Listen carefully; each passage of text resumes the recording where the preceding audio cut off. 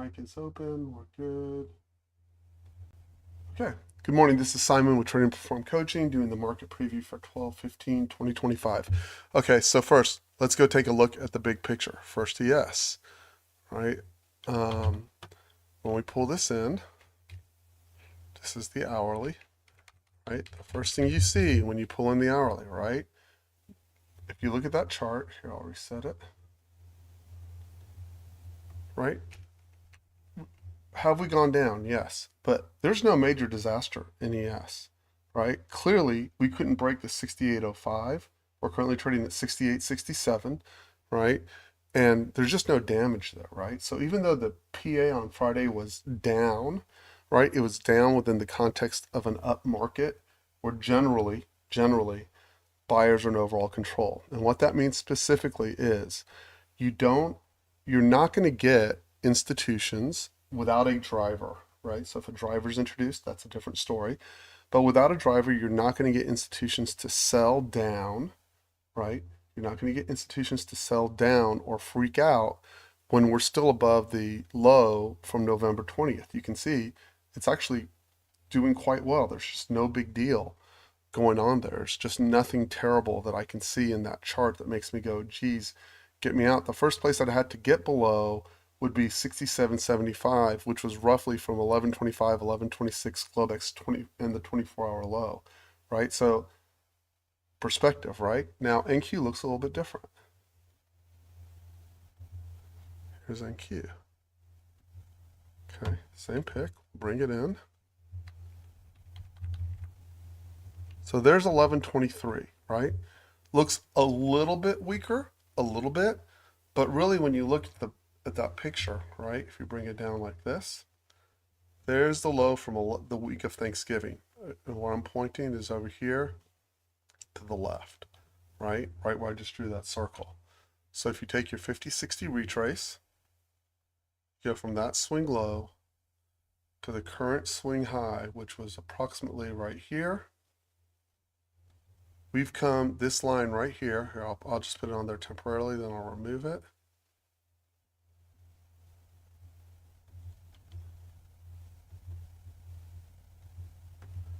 We've come to the 382 retrace at 25,118. Okay, so while Friday looked negative, right? While Friday looked negative, the reality is when you, again, if I look at my portfolio and I go at 11:21 to right now, I'm really not worried, right? The things that get crushed in that kind of move are the weakest stocks to begin with, right? So all we've done is come back, so put it in your mind, all we've done is come back to the 382 retrace. Why do I say this? To keep everyone balanced, not go, it's bear, bear, bear, I'm going to short, short, short, including myself, right? So that's the first piece. I'm going to erase that. And then you can see behind us, we obviously have the 50-60 retraces that are available to us as well. The 50 retrace, let's see, 382, 50 is at 24,895 and the 62 is at 24,661. So plenty of support underneath still, right? Okay, get rid of that. Now, what I did, there's a gentleman who's in the room named Vinny, who's almost never in the room itself because he's in Sydney, Australia, right? So I want to show you something that's important here. The VWAP that you look at really matters by what time of day you started at. Let me show you what I mean by that. Okay, so he trades NQ, and if you look at NQ and the VWAP, right? So our VWAP restarts at 7 a.m. every day, right? And if you look going back to Friday, the VWAP was sitting at 25,315. But if I pull up Vinny's VWAP, which I start in Asia at 5 p.m. my time,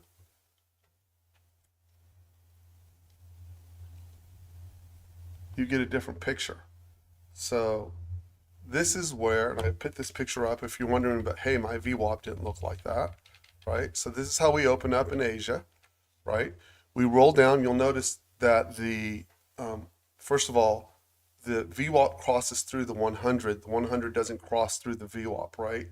So this entire time, right, VWAP has been above, And if you look at it from that perspective, you would go, well, hey, if VWAP's above, my long should actually work, right? So if you look at what actually set up for your longs, remember the 100 is the blue line, the yellow line is VWAP. 100 is above the VWAP, my longs should work. So from an algo standpoint, right? 1, 2, 3, 4 potential algos. Only one came on the second bar right there. And then if you look overnight, now the VWAP comes up. VWAP's underneath. See here, starting right here? VWAP is actually underneath. Look at what happens. Short one fails. This is short one. Why am I not getting this? There we go. Short one fails. Short two, I think that survives with the 24 tick stop. But my point is, until the 100 crosses back up over, that you actually have a pretty good chance of getting across to the downside. Now right here, it flips back the other way. See that? The 100 is now over VWAP. Now, if you look at your potential entries, this is entry number 1. I don't think and that's right in front of London. It's like trading right in front of the US session, but there's one, then London opens, little dip. There's entry 2 for the rip to the upside, okay? So that's a real simple explanation of that. That's how we want to use the US session in terms of where it sets up and how it looks. That's how we want to use that VWAP against the algos, right? So the next thing is, I think everyone in the room, we have a new gentleman in the room named Scott, welcome Scott, good morning. Just hang out, it'll start to make sense. Okay, so how do we want to balance our decision making? So that becomes simple. The first question is the 100 over or under VWAP? That should be your first question when you're attacking. But the second question is, are we in resistance or non-resistance, right? So here's where we want to try to merge the two pieces, right? So when you look at these two pieces, I'm going to go back to Friday. Okay, so that's the only point I wanted to make is your VWAP needs to be relative to the session you're trading. We'll make it easy on you to have more relevant information as to which way the market's leaning. And obviously, if you look since 2 a.m., there's really been no reason to short, right? And the other thing it tells you is, and we'll get a reset again, but again, right now, 25,547 is where from Asia start, where VWAP is. That's roughly, right? Where VWAP is, and the 100 is over VWAP, and we'll get another picture developed for us, right? So now I'm going to close that and go back to Friday.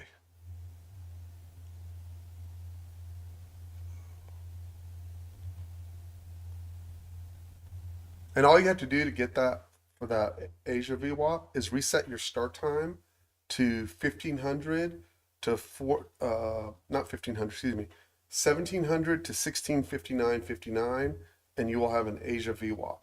Okay, so and into European session. So if you look this morning, well, let's go back to Friday real quick. So the question I'm asking is if someone's underperforming what the algo is doing, right? What causes that, and how could it be that why don't I have this? There it is. Here's Friday.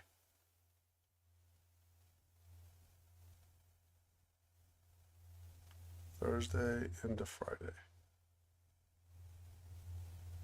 Okay, so now you end up with two questions. This is what we look like coming into Friday morning, and as you know, we rolled over pretty hard, right? So that's not the correct Friday. Is it 10, 11, 17, 10, 17? Here, let's do this. Chart settings. I was obviously doing some work this weekend. Go back to 5 days.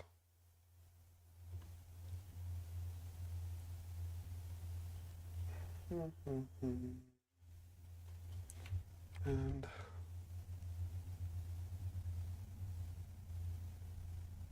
okay, so putting all the pieces together is where it gets difficult. So two things I want to remind you that I have on the top of my list. First of all, when we get the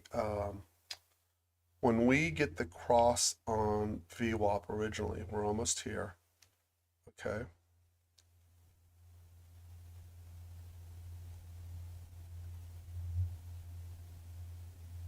Let's get back over here. Okay, this is what I'm going to show you. When that VWAP is hanging out over the 100 and the 200 period moving average, your rallies or scoops up from the bottom are harder to attain. Okay. But secondly, when you look here, your best trades are generally the first three trades after the original cross. So there's two questions that have popped up on that. What if we start the day off where the 100 is the below VWAP, right? So we've had that situation before. And the answer is you have to go back and do the research and decide whether you want to take those first three trades if we're already in that condition and whether you want to trade that 8:30 to 9 o'clock. For most of y'all, I suggest you just wait till 9 o'clock. It works fine. But if you look from Friday, right, and you go, what are my setups and what worked? How could have I captured that initial move? This is where the original cross occurs. So I'm going to circle it so everyone can see it right here. The 100 moves down and underneath VWAP right there. Now your entries. So this becomes another challenge, right? Our strongest entries are the bars with double circles and double squares on them. Okay. However, when the market's moving fast, it doesn't stay in one place long enough to get the double circles and double squares. So you're going to have to adjust to it, right? And there's or not. There's two choices. Let me explain by that. If you adjust, this is your entry right here. Right? If you take it pre-market, that's your entry. It's a 24-point stop or less, depending on how you want to manage it. And I went through that a bit Friday morning. You can use a smaller stop, but you need to take the retrap into that trade if you take it, right? So the answer is you could take the weaker entry or take your first strong entry, which is this bar right here where it has the circle. You're not going to get a double circle early in the morning when it's working like that. So it's circle and blue square. And that still isn't perfect, but that's as close as you're going to get, right? If you moved out and you said, well, I'm only taking my double squares through this, meaning I need a double square and a circle on the bar, right? So go through and look at what your choices are, right? If you need it on the turn, which is the most conservative way to do it, this was trade one, this was trade two, this is trade, not double circle, double square, sorry. I'm going to go back to it. Trade second bar. Sorry, let me get to it. It's somewhere in here.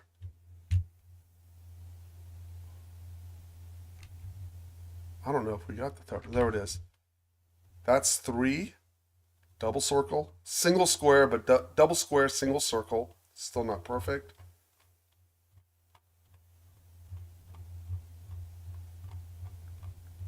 Look how long it takes to get to four because we're moving so fast. Like normally that would be, just in a couple of minutes. But let's find number four. We're not there yet. I don't know if we get there. It's right there, and it came out of that came out of a zipper. The computer wouldn't have taken that. Right there, but you're still not getting double circles, right? The reason we're not getting double circles in this, guys, is because the market's just moving too fast, and it's got to sit there long enough to build enough volume.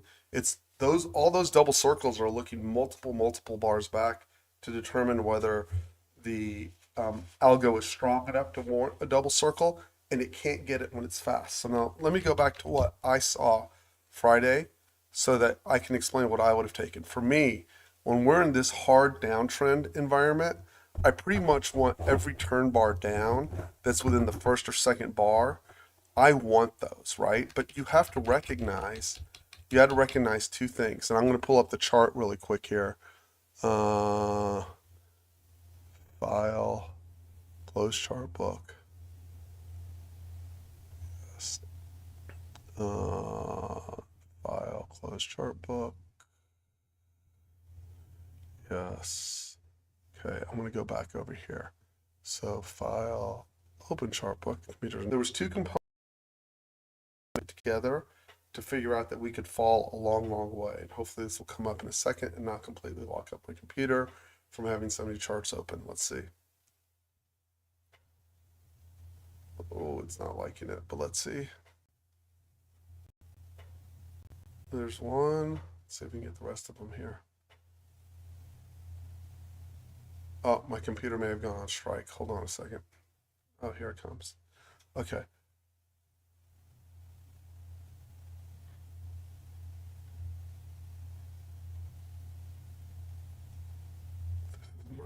let's go back to Friday. So this has all of Friday's levels on it, right?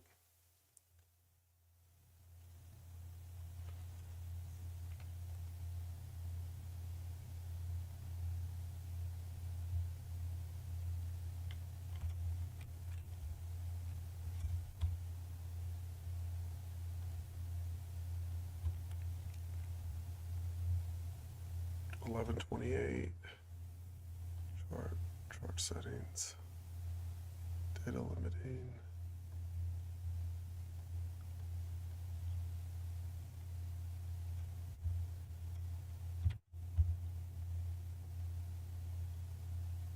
There we go. Okay, and I'm going to Friday.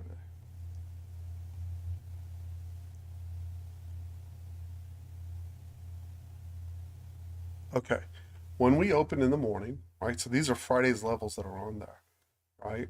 So the first thing that you'll see, A, is that we went right up into resistance right at the open of the day, right? We had that zoned off, but more importantly, right?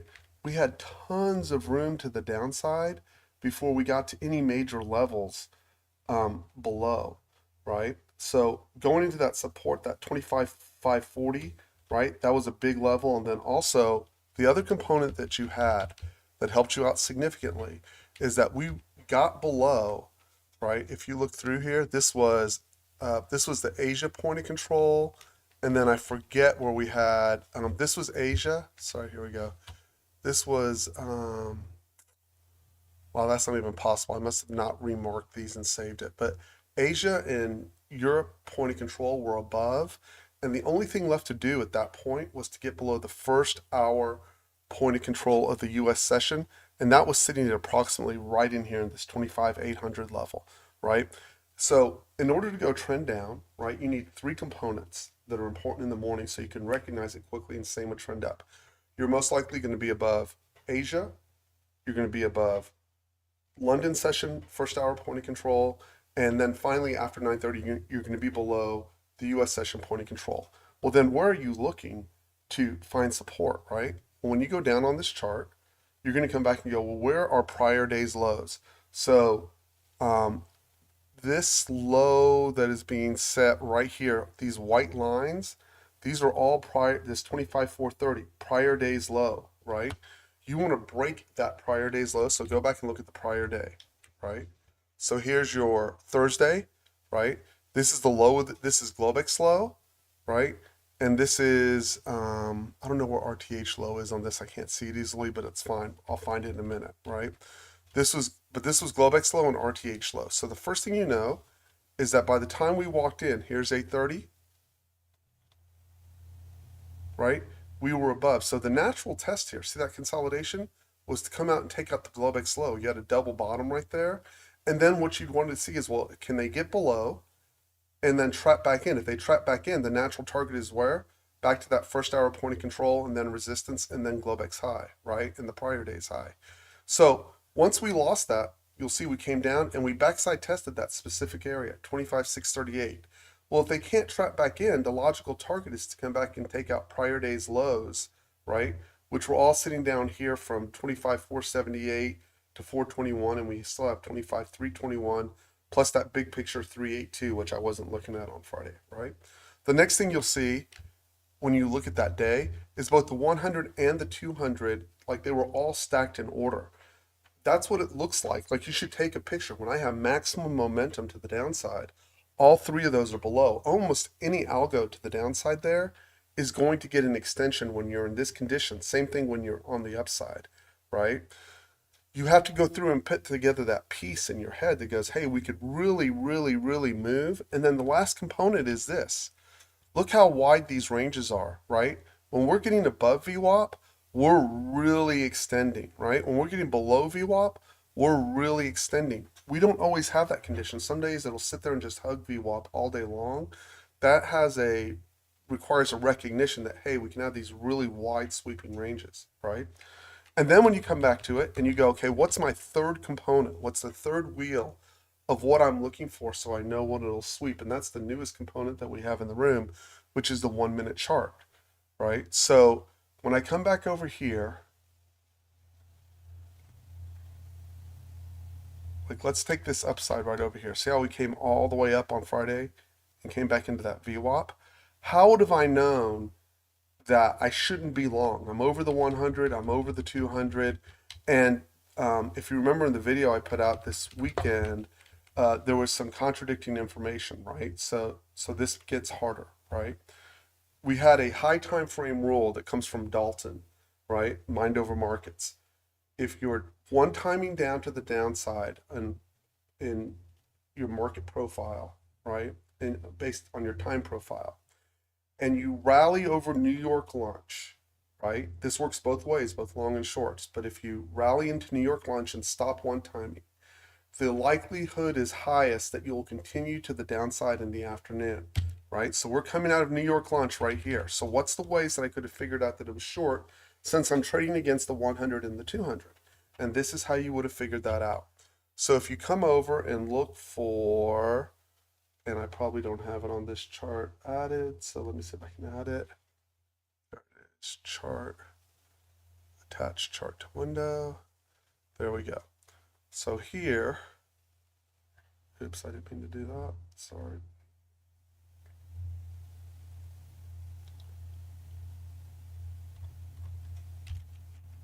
Here's Friday.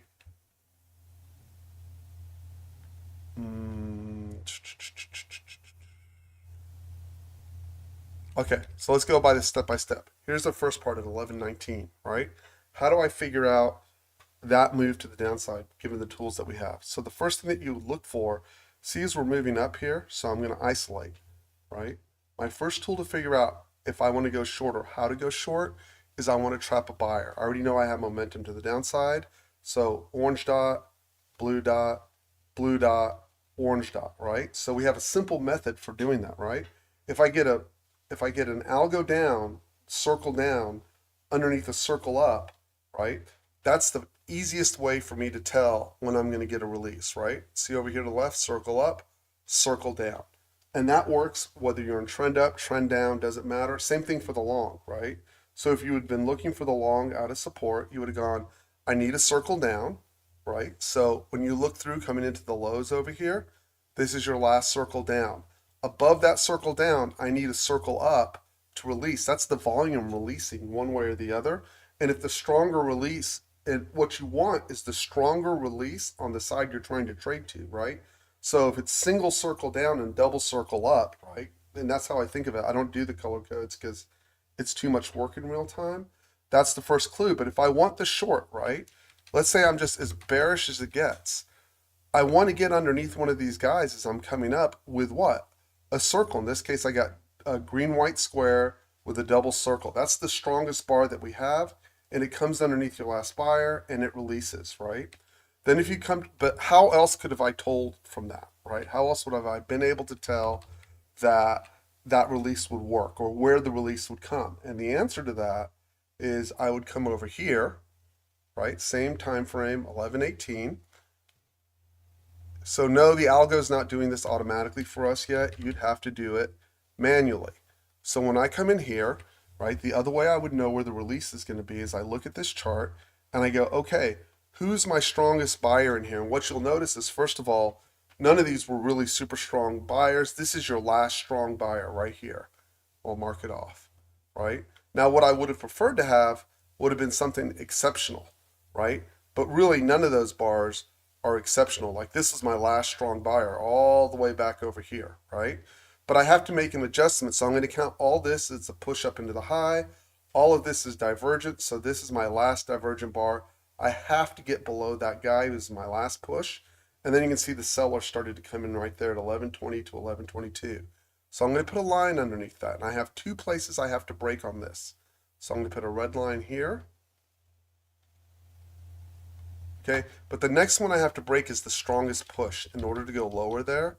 And it's this guy all the way down here. In order to really go lower off of that, I'm going to have to break this guy over here. We'll make him yellow.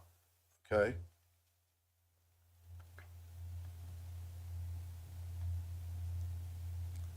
And I know that quickly from not even doing any volume analysis because I have the double square underneath this guy. It tells me that the imbalances were all to the buy side on that chart. I had the blue dot. I know that's the guy I have to break. Now go back to your 24 tick chart after looking at that.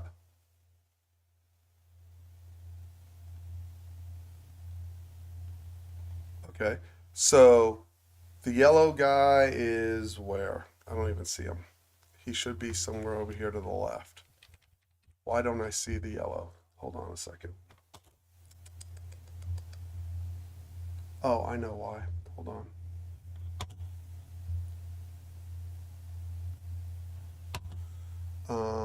Dun dun dun. Chart number 23. Here, we're just going to change this around. Chart drawing. Here, we're just going to do 23 on this. There we are. Now that yellow I will make big. For some reason it doesn't like that. Here, I'll change the color. Maybe that'll help it. Okay, let's see where we are on this. Oh, there it is. Okay. So now you start, see how that 1 minute looks so much more distorted than the, so the first thing I have to get underneath is that 25,164 if I'm really going to go lower. So what does this do? I get over here, right? I get over here. I know my last divergent volume bar was right where that red line is, right? And if you look what broke away free from that, my first algo underneath that, right? My first algo underneath that is this bar right here, right? You will also notice, see how there's an orange dot on there? There's another orange seller right here. So in order to go higher and retest, you will see it's all going to integrate when you think it through.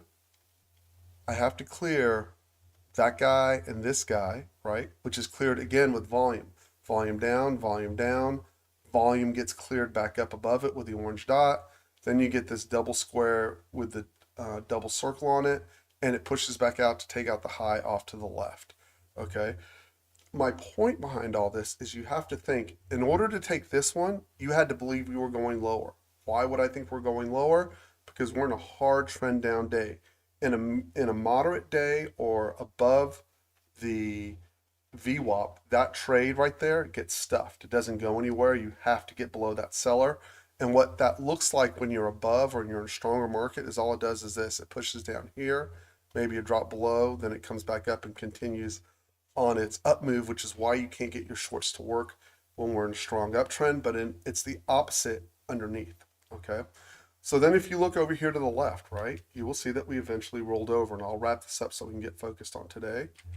We rolled over. What did this look like, and why did it roll over?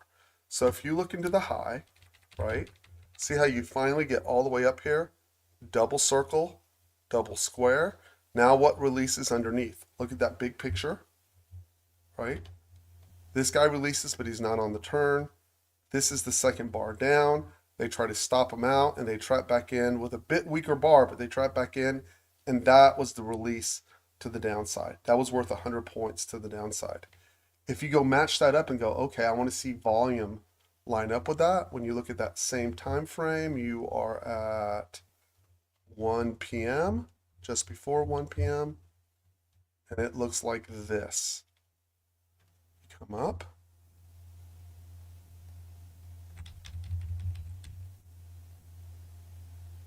Okay, there's the high, right?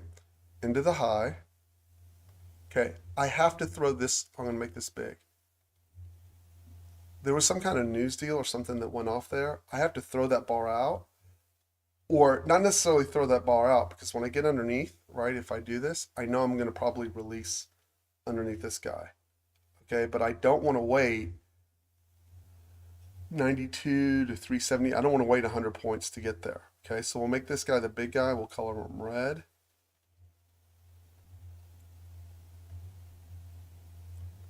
Okay, so now up here, who's my biggest guy? Well, it's clearly this dude right here, right? If I believe I'm going to go with Dalton's, we're going to fail. We ended one time on over lunch. I want to look for who's the buyer. Now, the problem is this can't fire this algo that we have right here, along with this algo right here, because this volume's too big and we're just not going to exceed it. So now I have to adapt. It's this guy right here that I have to beat. He's my next best guy, right? And the algo will, by the way, the algo will not identify this. It's too hard to write this to get it to identify. You're just going to have to recognize it. So that means I have to lose this level right here. We'll make it yellow. Okay, or white in this case. So now I'm going to go back over here. I'm going to go back over here. Where's the white? Man, it frustrates me when it just doesn't pick up the trade. It's right in here at any rate. I apologize. But you're just underneath that white bar right there, okay? This is that big single bar, and then this is that little push back above. And that's why you're getting the release back to the downside, plus you had the momentum. But at some point, right, you have to look at the chart if you want the bigger swing and go, we're going this way. So now if I take that and I apply all that to this morning, right? So how do I get that logic going all for a new day, right? So I'm going to close this so it just doesn't eat up my whole computer's processing power. Close chart book, save, no.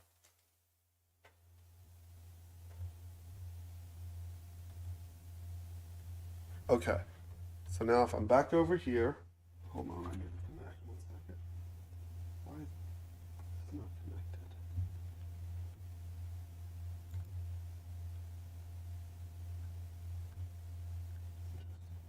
Okay, so if I look all the way back over here and I'm trying to figure out my trade for this morning, right? The first thing I want to look at is if I come to the overnight, right? Same book. I now can see that I got a ton of volume that just went in from the overnight session. We're not open yet, right? We're 1 minute to open, right? So it's very simple. It's on this bar. So I know this morning, the first thing I have to see is release below that volume bar. I can put a line right underneath it, right? In order to go down, I've got to get below this. I'm going to color it red. Okay, step one.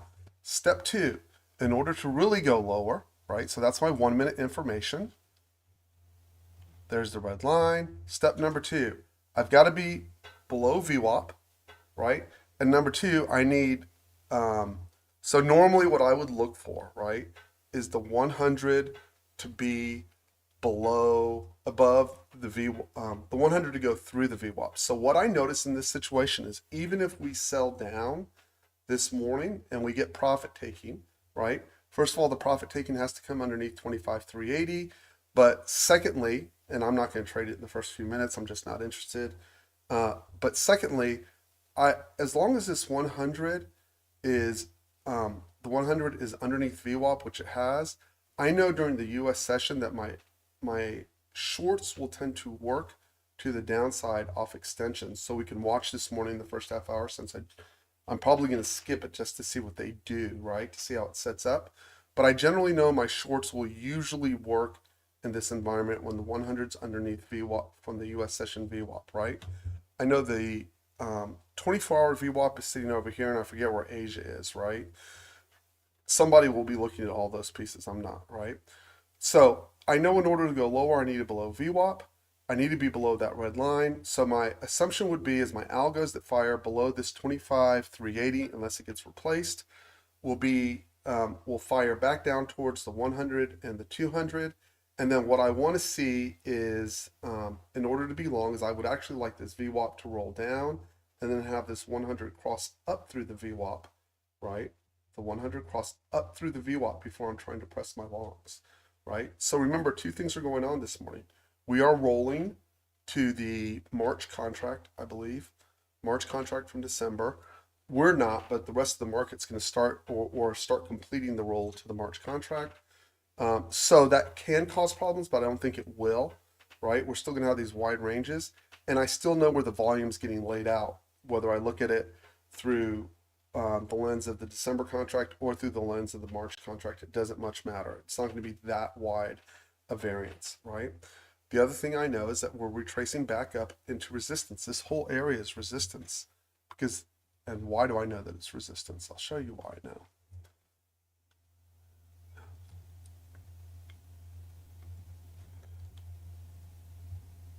So this is going to go one of two ways today.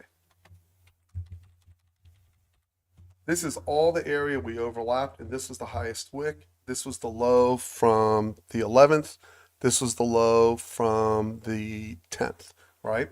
If we get above this 25,410, all of this is poorly auctioned. The only logical place for this thing to go is to go back to the scene of the crime at 25,620, which means we could end up with a 200-point rally. Now, do I think that'll happen?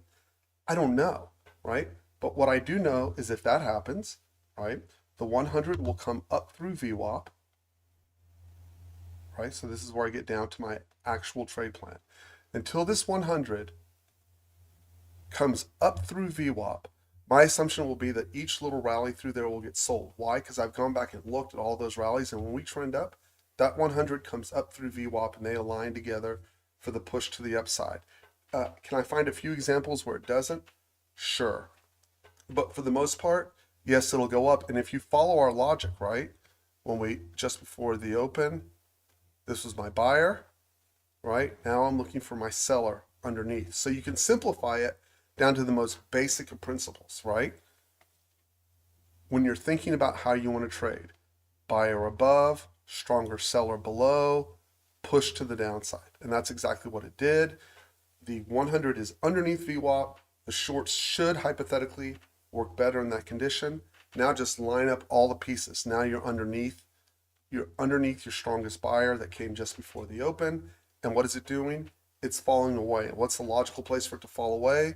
Is down into the 100, down into the 200, and come in and take out or test this last support that we had before this last push to the high during Globex.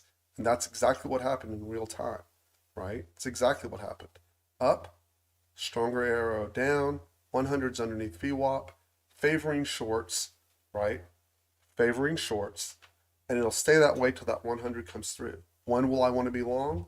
Is if I see this 100 cross up through VWAP, and then I will start looking for my first three longs, and I know my first three trades have the strongest chance of getting a strong extension to the upside.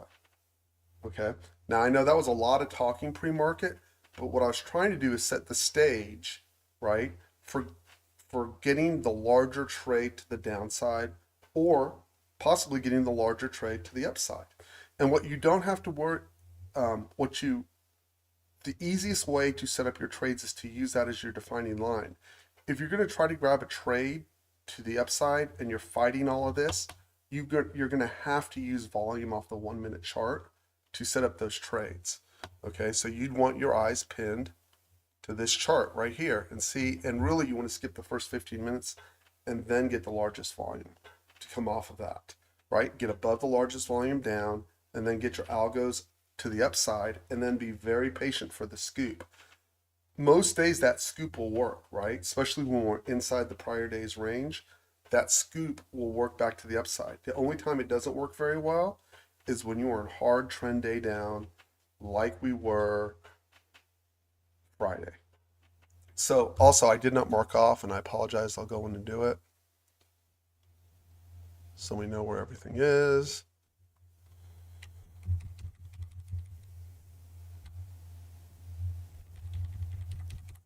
We have Asia, which I think was right here.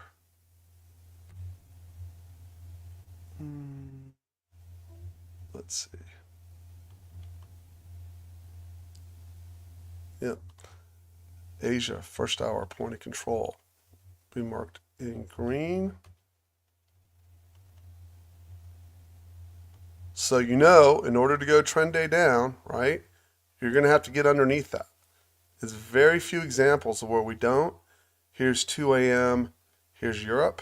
They're right close to each other. It's going to be pink.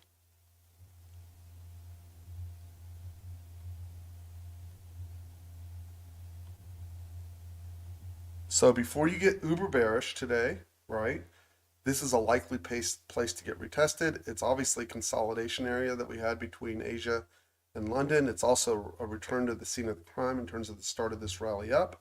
You're going to have to get underneath 25, 237 to 25, 222 to have any kind of really big down day. And then we're going to mark off at the end of the first hour, probably 45 minutes, where the point of control is from the first hour. And if we're above that first hour point of control, the 100's coming up through VWAP, right? That means that you'd have all those, all that volume sitting underneath you, and the likely release is to come back and retest that 25,620, right? If, if we hold up above those levels. So let's go and see. We have overall tech weakness, which is leading to profit taking, but not collapse in the market, right? And they're two different things. So let's just go from there and see how it sets up. I hope that helped. Is anyone confused by what I just laid out? Did that all, hopefully that all made sense. Get the larger structure in your head and then just execute on the smaller level, right? The other thing I want to point out is if you can, I was explaining this to Bill over the weekend as I was talking, if you can highlight which trade is your strongest trade and exactly what conditions you want to see that strong trade appear in, those are the trades you can push mega hard with both size. And if you can put size and you have certainty, higher degree of certainty because you have the X setup on it, right? If you have a higher degree of certainty, like for example, let's say I wanted to go long. Had I gotten like that bar right there, if I wanted to go long and this had been above VWAP and the 100 had been above VWAP, and I got this bar down and this bar up, but it was an opposite condition, I'd pound that bar to the long side, right? I would pound that bar to the long side because I know I have a chance of exploding up. You got a strong seller down here. They got stuffed, right? And then you get a strong release. What's the problem with this? It's juxtaposed against being underneath VWAP. Even though it's over the 100 and 200, it's under VWAP. So I want to see that picture, but I want to see VWAP, right? I want to see VWAP sitting above VWAP to get that same picture to take off. In this case, right, if you took it, it's good for a scalp and that's it. Slammed right into VWAP and found responsive sellers, right? It's all about where's the volume line and what's your position relative to everyone else in the market as to whether they're going to support that position or reject that position, right? That's it. Again, large volume released by volume underneath for a continuation to the downside, and we'll go from there.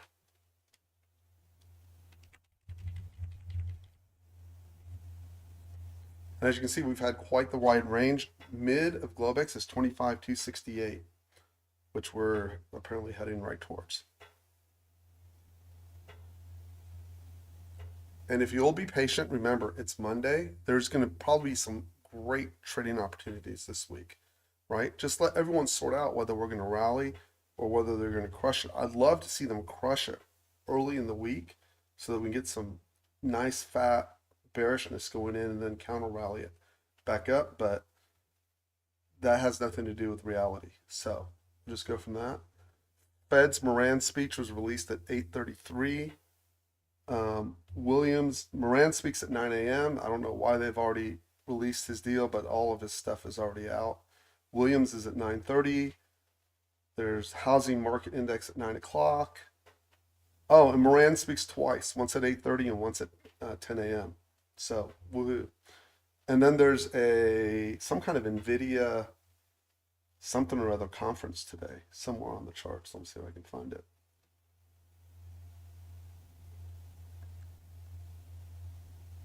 NVIDIA Summit at 1 o'clock, tentatively. So I don't know what that is. NVIDIA doesn't particularly care to consult me. And so we'll just go from there. Why is this not connecting? I don't understand. Hold on a sec.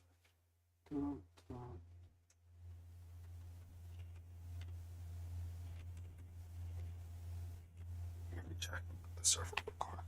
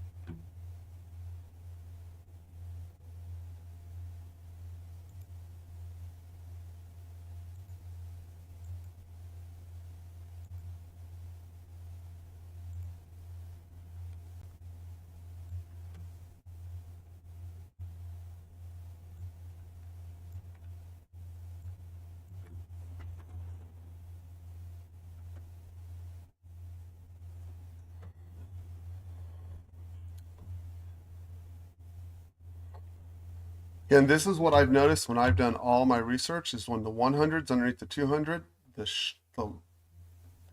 that it is not sufficient to be above the 200 and the 100. You have to be above VWAP 2 or it falls away.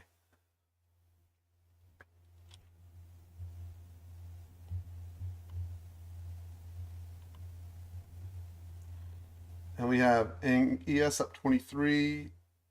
Those are on the Z contracts, but so, oh, that's correct. NQ up, ES up 22 and NQ up 87. Okay, and we'll just see how they treat all of that. It's kind of a neutral open.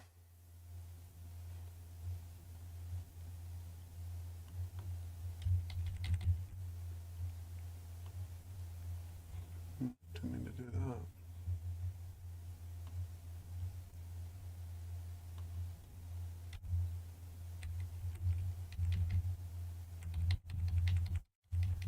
That's technically an open drive lower within range.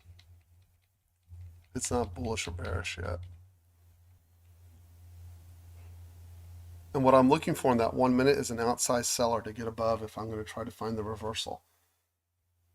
And I'm pretty comfortable just letting them settle to start with and then going from there. You haven't made it back to Globex mid yet. 25,268.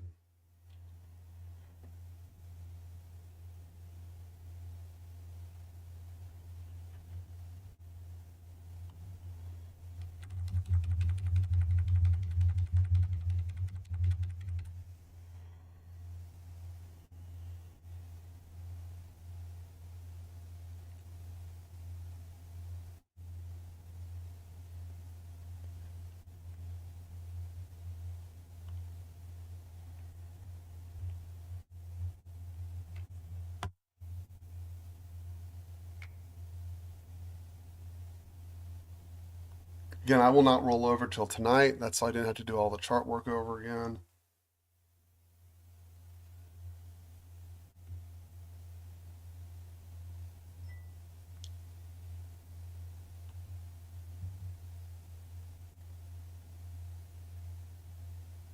I don't think the ES is out of range.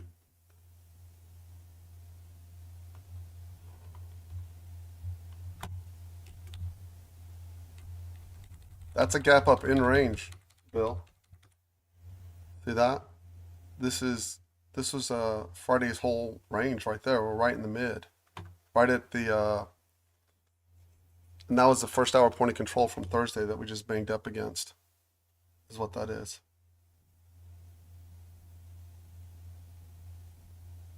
No problem. Down into what I thought would be support. Back towards the first hour points of control in Asia and London. 25,237. We've now tested the mid.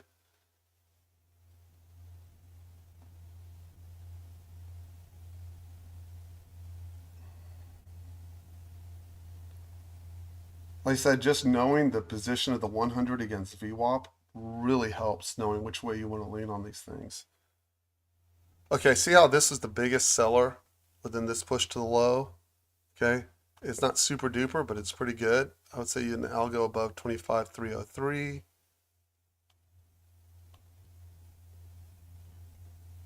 Let me do it on this chart.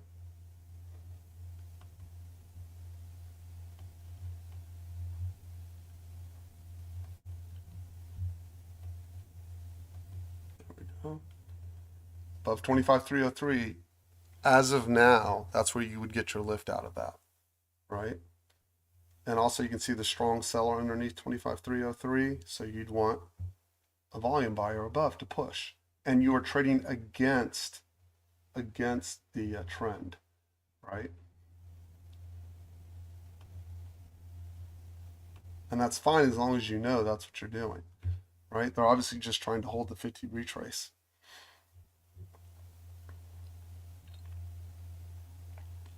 ES is also underneath VWAP.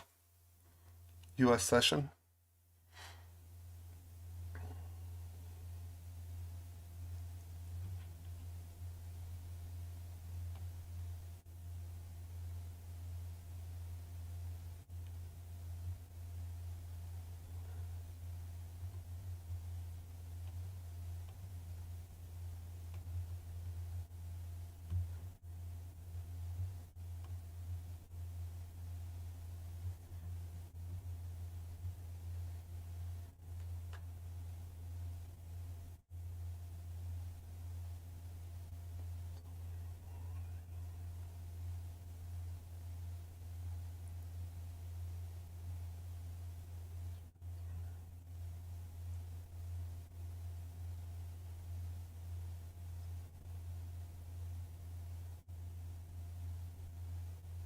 Yes, I'm not going to roll them over. Oh, now they're saying it's volume. Wow. Okay. Well, I'm not going to roll over because I don't want I don't want to redo all the charts. If you want to roll over, that's fine. The volume's apparently now stronger on the March contract. I don't see any problems with the. Why is this not connected?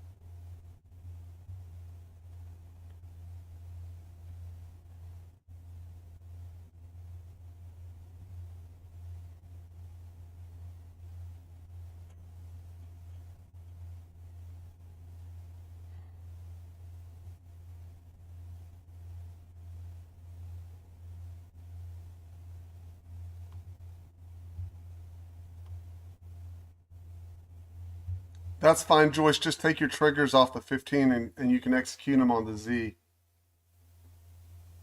It's the same thing. I manually put them back, but yes, they will automatically roll over. You have to manually go in and put in the symbol that you want, but I don't see any liquidity issues as far as I can tell.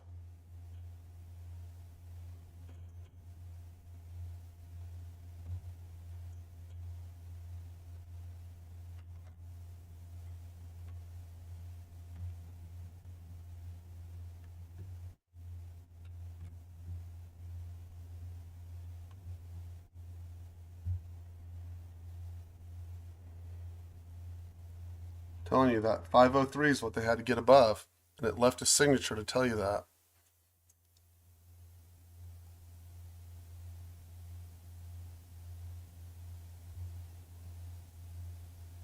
New first hour low.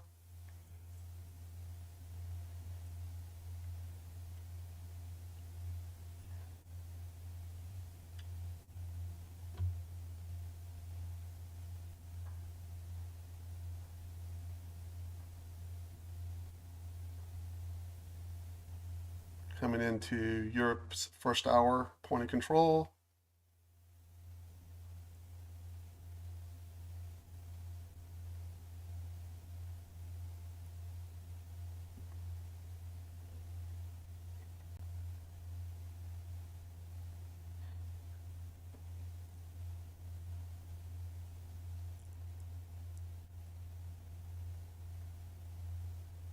Let's say you can move that down now.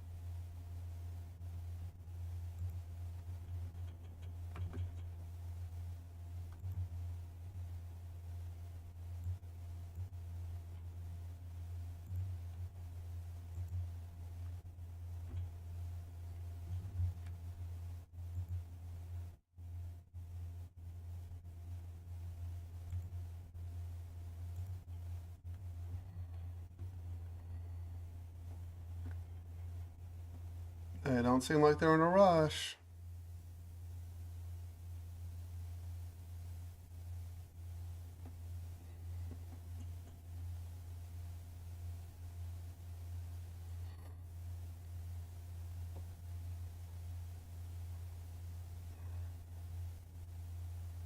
ES still getting sold.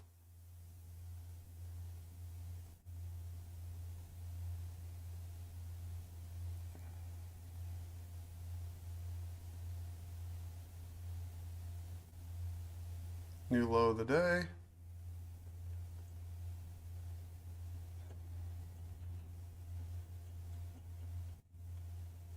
$25,275 is still your marker. I think.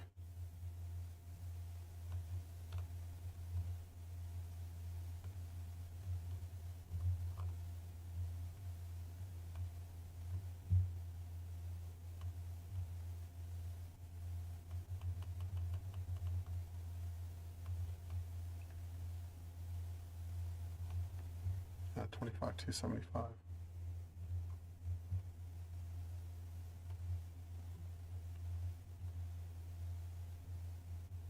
All the way back. There's your first hour points of control.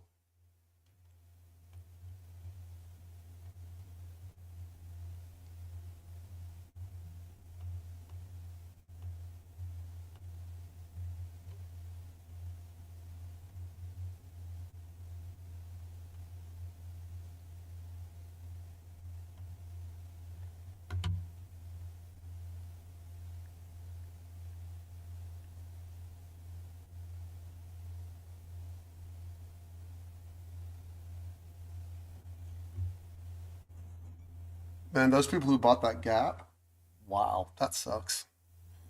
For them, at least.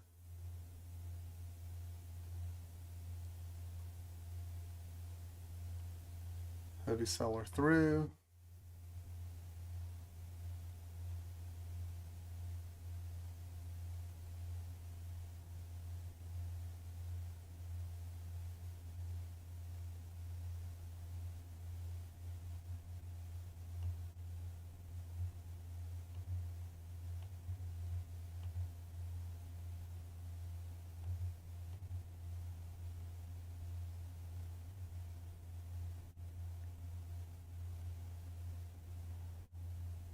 You got a new volume bar there.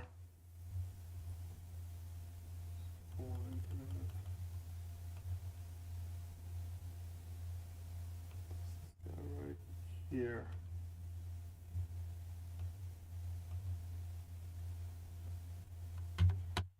So 25,237 is your new marker.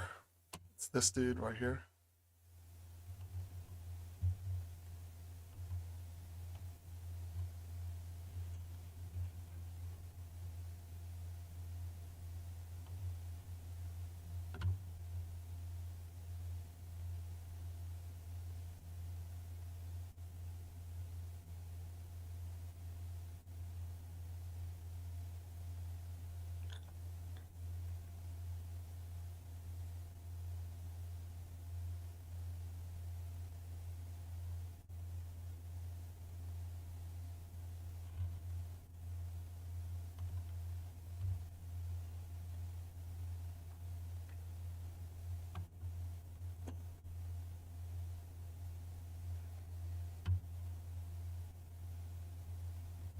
Nine o'clock almost.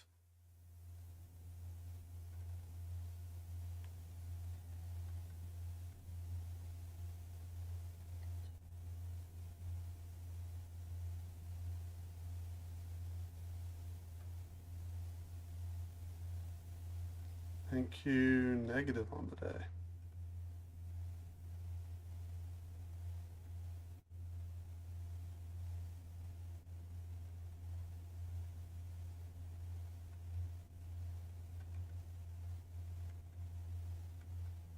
Again, look at the relationship. Pretty straightforward. Every white bar down's pretty much worked to this point.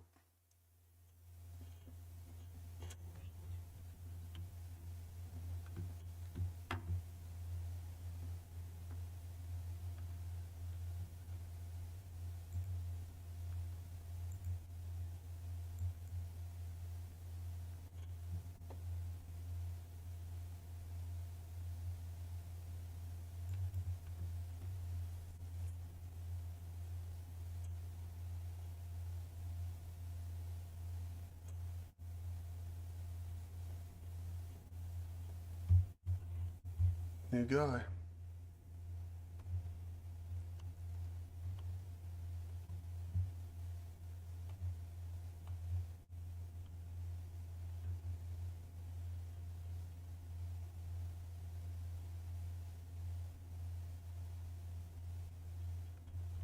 That's 225.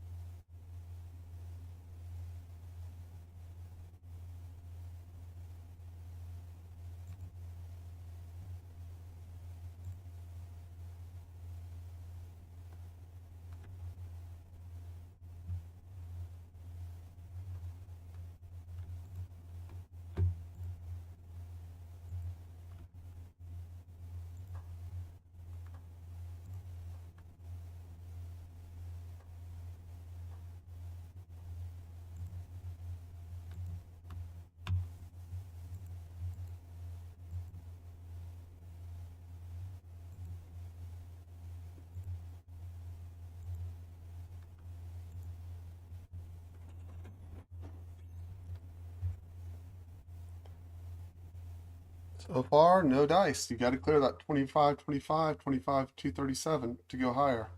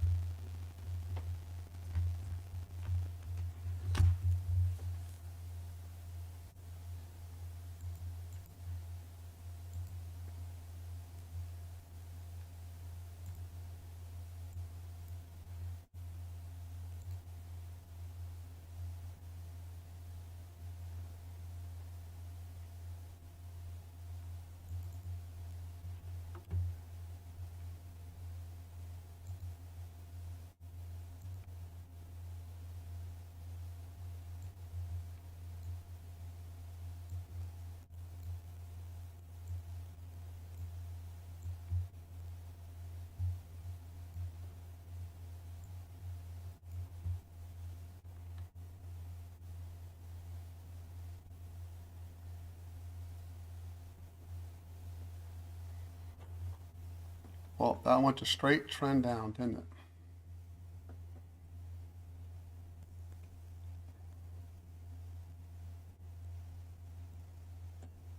NQ and DS negatory on the day.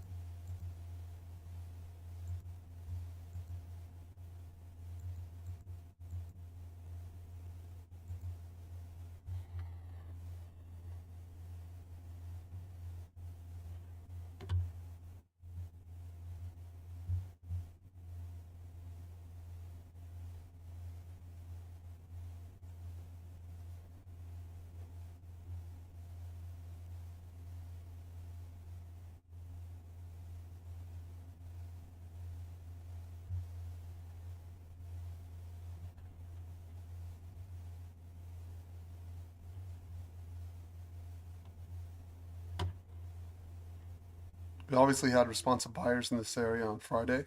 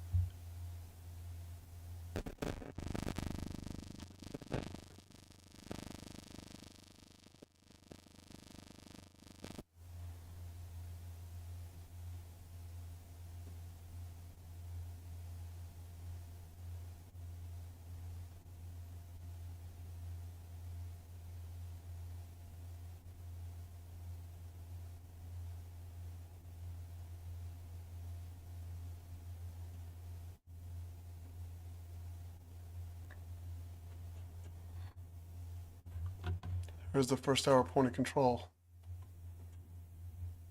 All the way up here. They have not shifted it. We'll see if they do.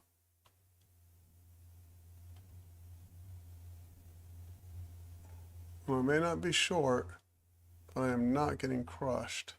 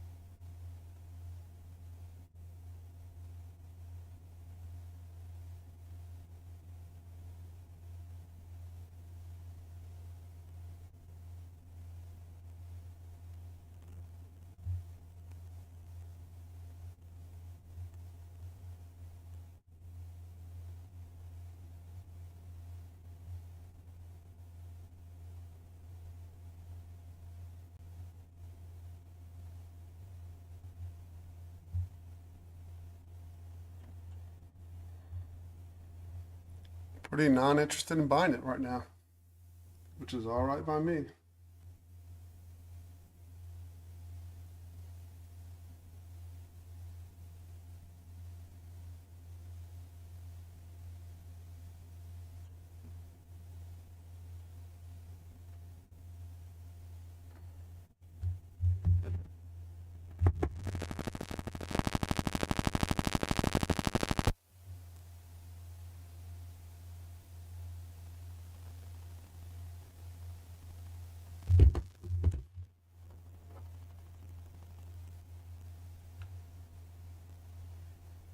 Down to Globex slow.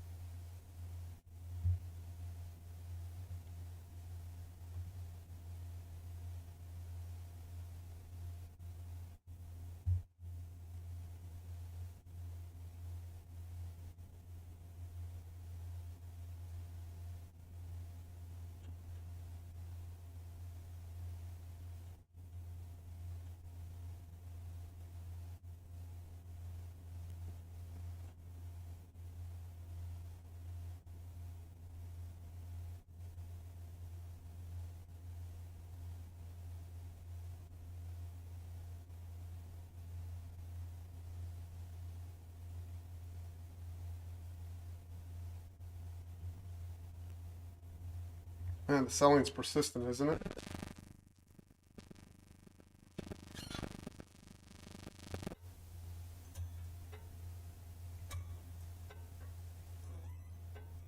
Ugly first hour candle. And down into Friday's low.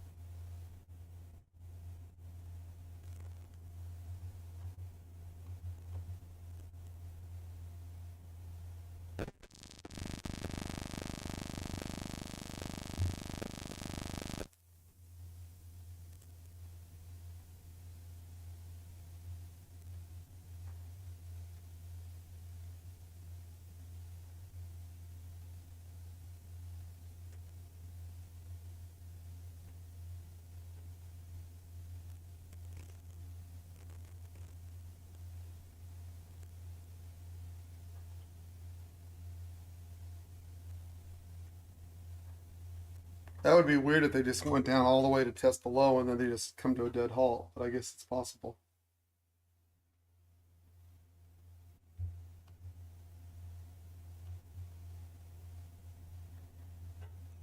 White bar, blue circle down, second bar down for the release, back into test. You'd like to see a volume expansion down here.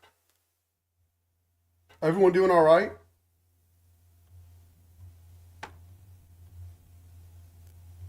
Yep. Yeah, it was pretty straightforward in terms of not getting caught on the long side. Like that VWAP helps us enormously.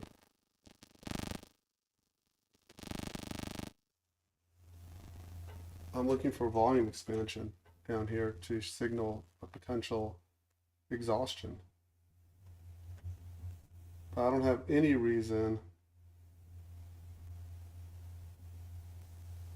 I don't have any reason to be fishing this. At least they're not giving me one.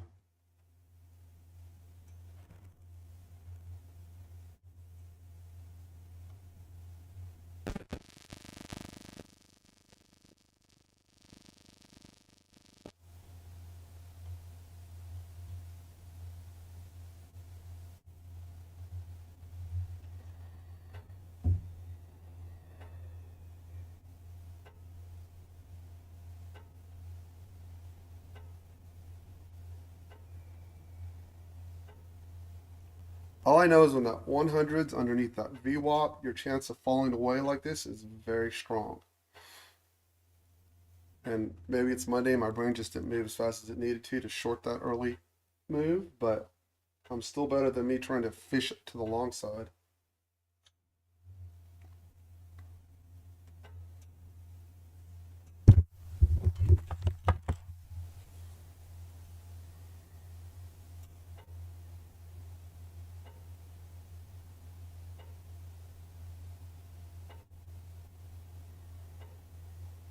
New low on the day. 25,084 and 25,061 are trap points. ES still has not tested Friday's low.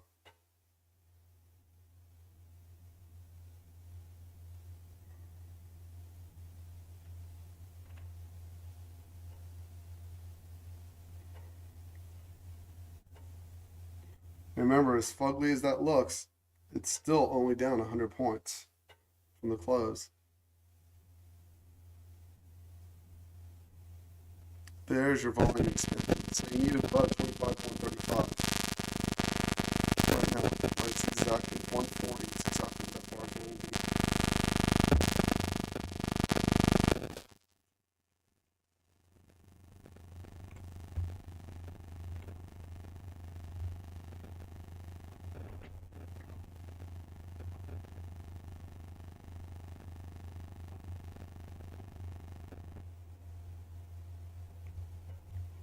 25, 130, 75.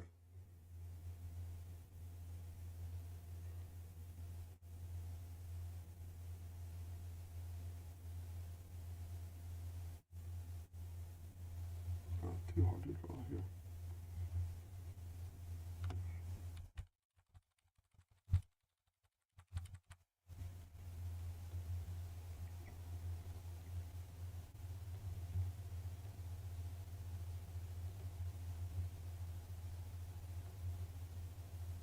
And I'll be right back. We'll see what she does. But so far, all safe and sound.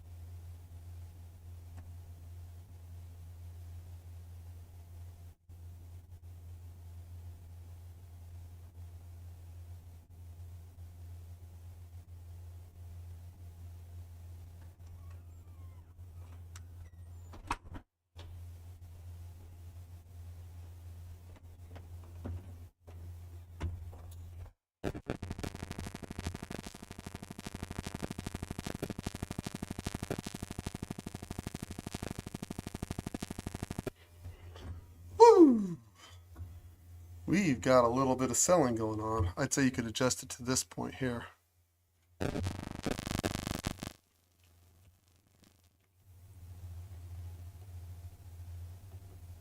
That's more minor, but the next one, 25,002 and a quarter. And we had volume expansion down here.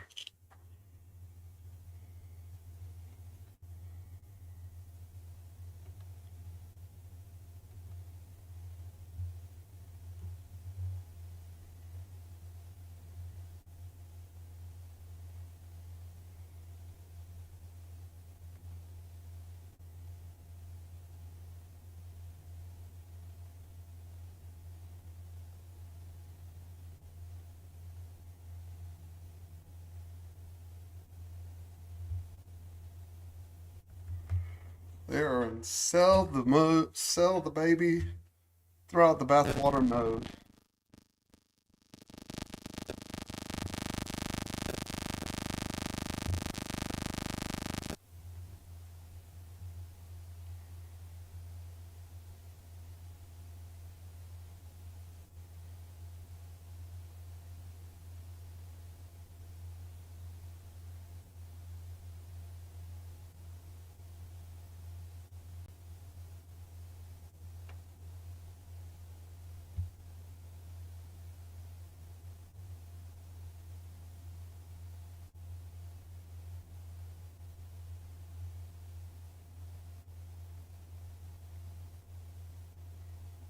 New low of the day. Pure trend down, pure sell down.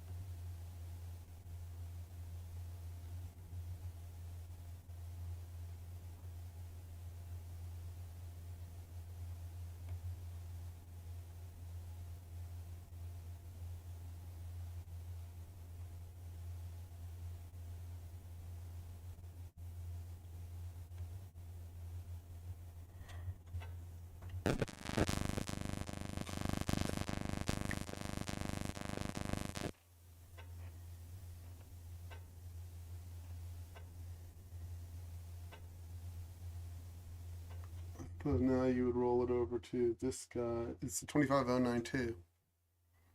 Yep.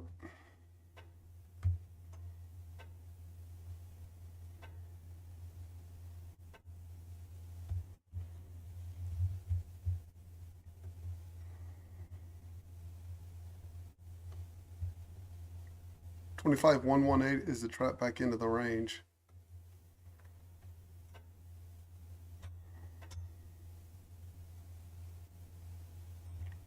Seller stuffed again right over here.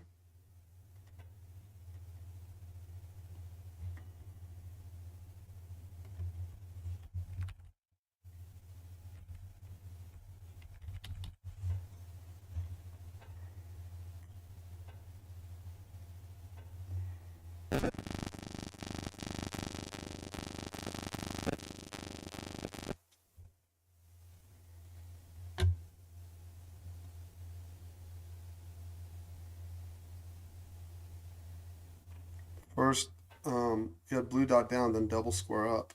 Double circle up with square.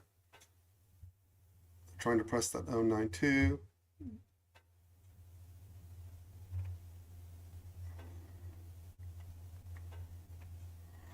Point of control shifted down on ES. I don't think it did on NQ.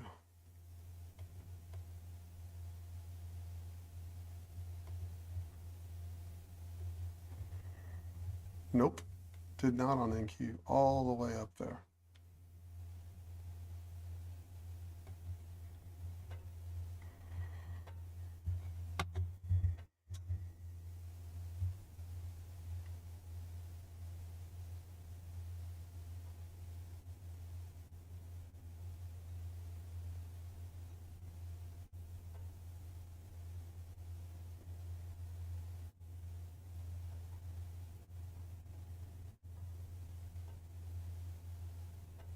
That was the first example of where we had that strong seller down and stronger buyer above.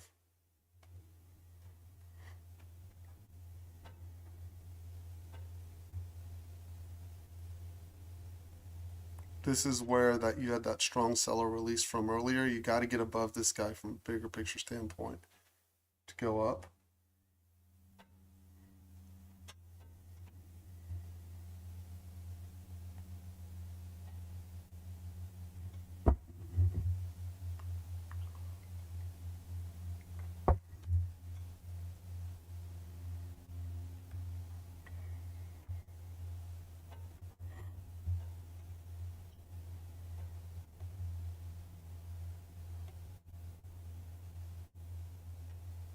Yeah, I agree with that picture, Ed.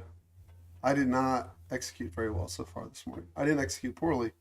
I just haven't executed very well. I really didn't expect him to take it straight back down to the low, so I guess I got in my own way.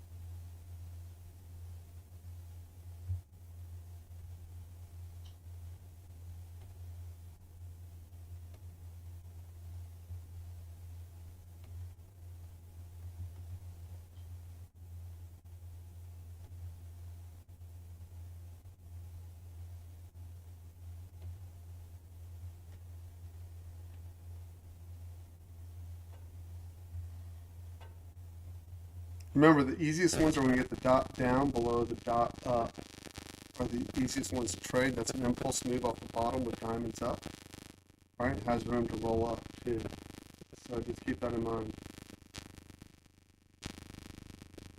In other words, you want to get underneath this guy.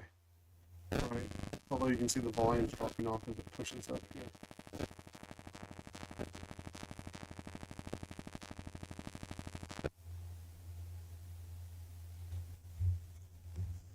And don't ask me why I am so hesitant to short today. I can't give you a good answer.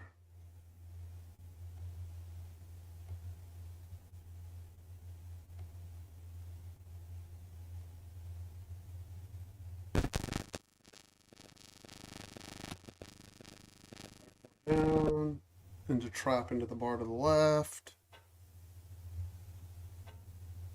And see how you haven't had a volume push up yet? It's 1, 2, 3. Got to get underneath this guy right now to go lower.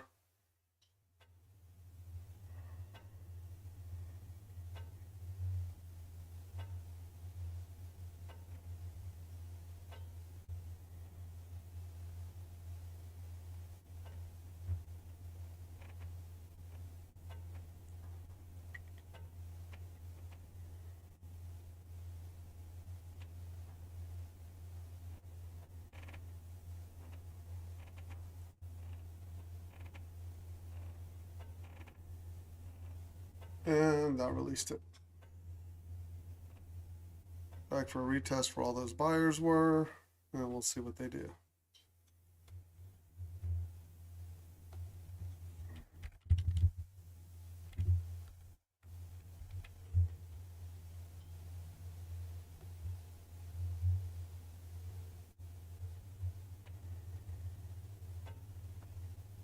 Press right to where those guys are.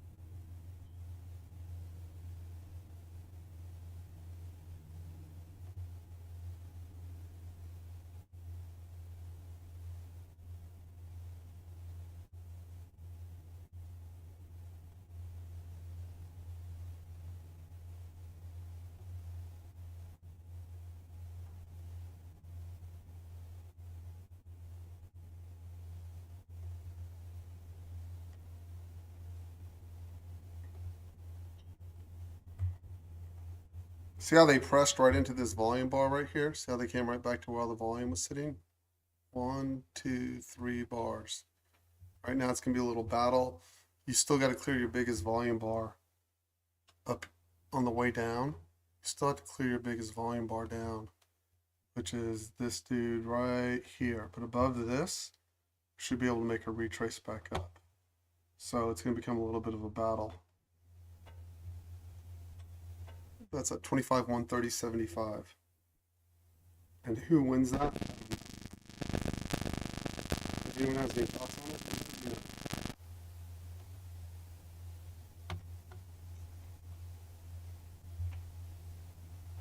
it? And obviously the 100 is underneath VWAP quite clearly. All the way up there.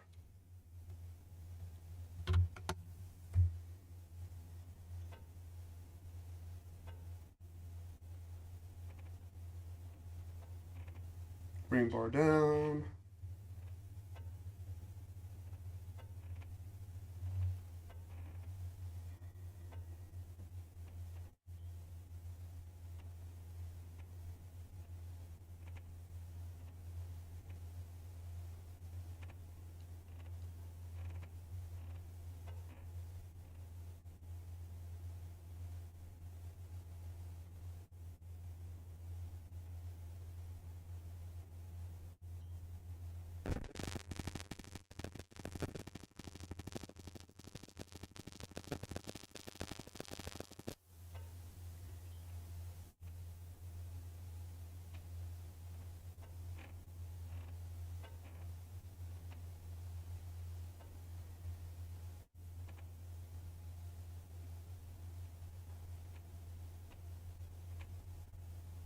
I'd like to see a volume shove down here into those buyers that fails if I was looking for the reversal back up.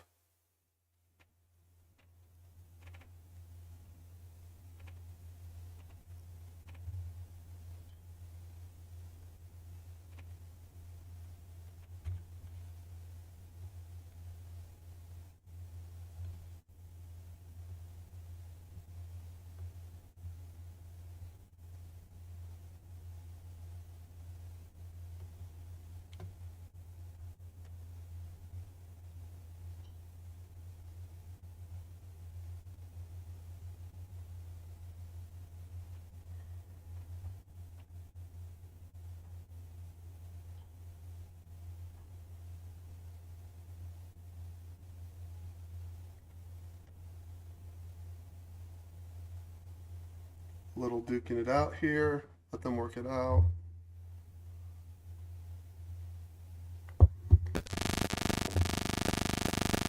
Find it out.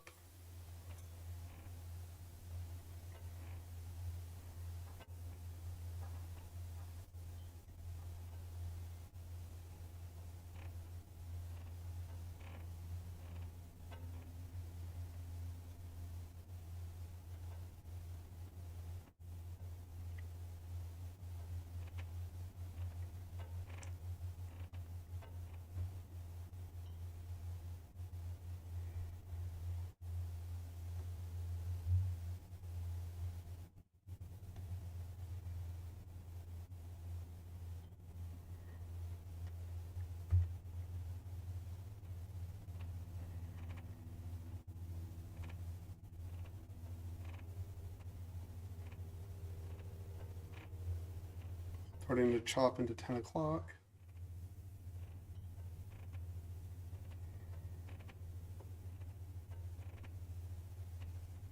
I really wish I just executed on every white bar down this morning, but I didn't. Orange bar up. It's got to clear that 25, 130. That is the magic number. You can see we rejected 1, 2, 3 times.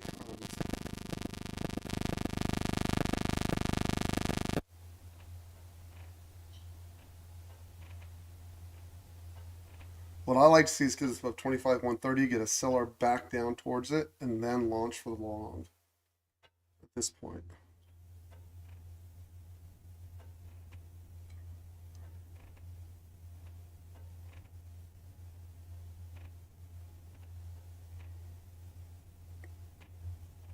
Should be able to squeeze those guys underneath.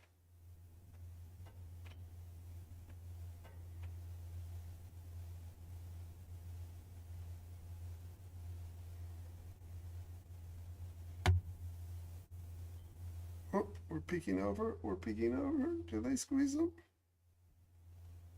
All the volume is. Green bar up.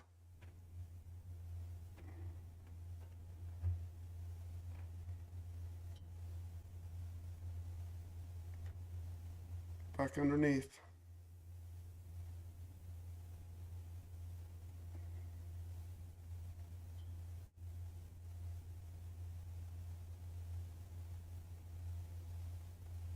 How does this work?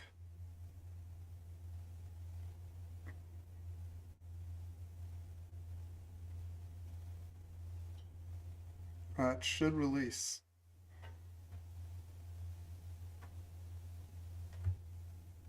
They came back up. They tried to push back underneath. Now they forced them back in.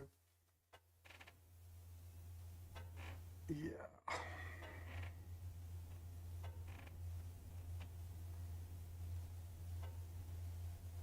I was afraid that was going to happen. That's all right. I'll capture that sooner or later. I'm not very sharp this morning, am I?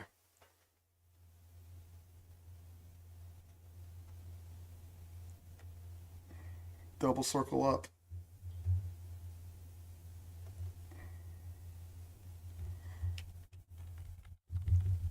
You just hope they don't go on a straight rip the other way. Damn, we had the level.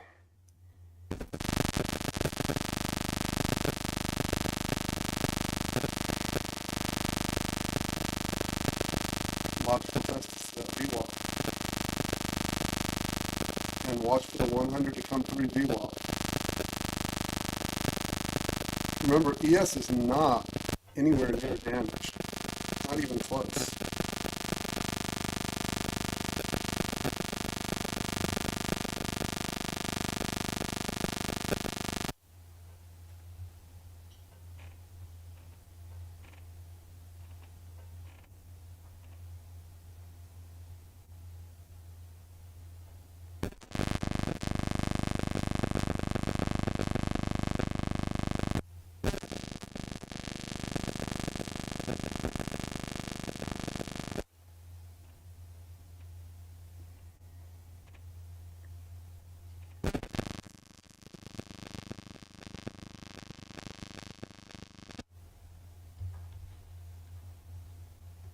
See those volume pushes now? You got to get underneath them. There's one, there's two. Right there. You got to get underneath this guy right here.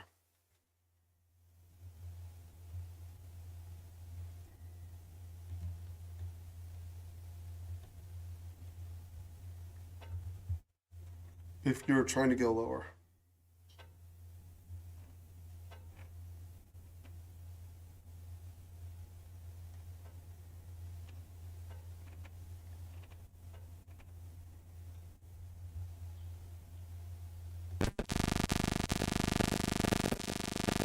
Everyone's kind of like, what do we do with that? Now we're not up or down. We're just kind of flat on the day.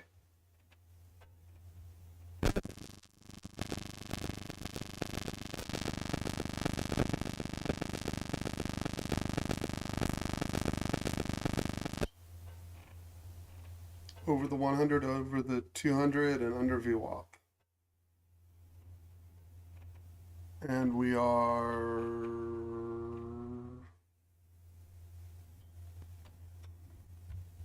dropped back into Globex low. So if they're going to swing it and punish people, now they're going to take it to the other side. And we trapped off the 25092.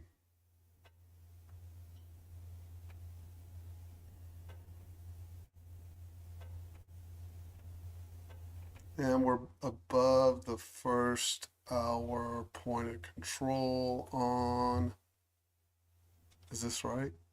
Yes. Oh. I need a 68.25 and a quarter, first hour point of control. we are above that on ES.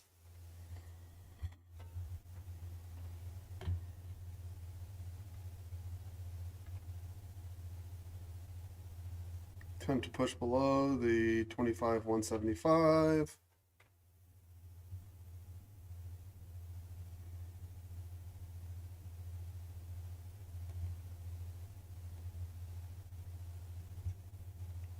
And you got to hold that against the 66.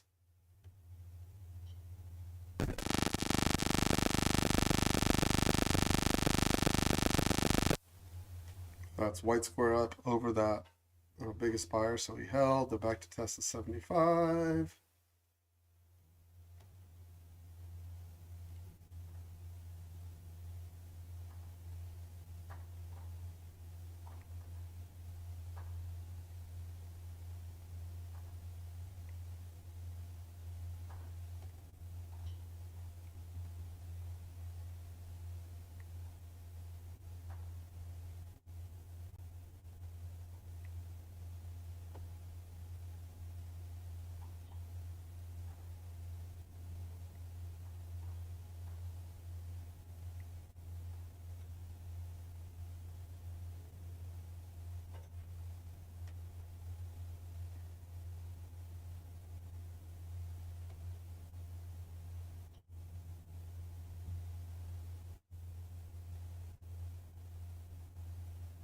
And that gets a lift.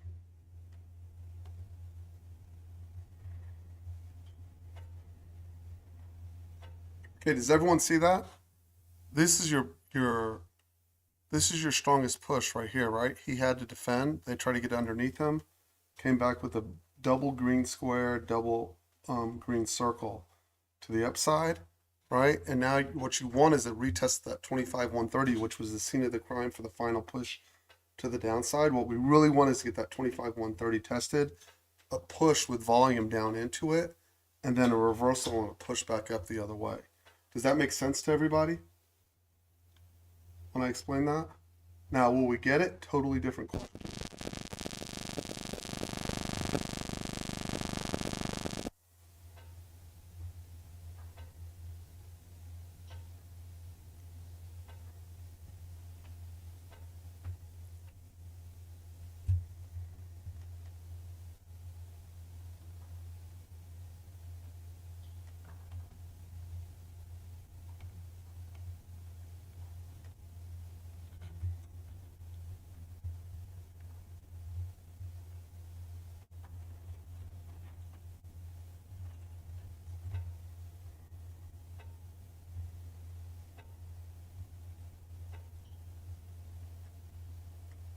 And an algo below 25,175 to the downside should push you to 25,130 for a retest.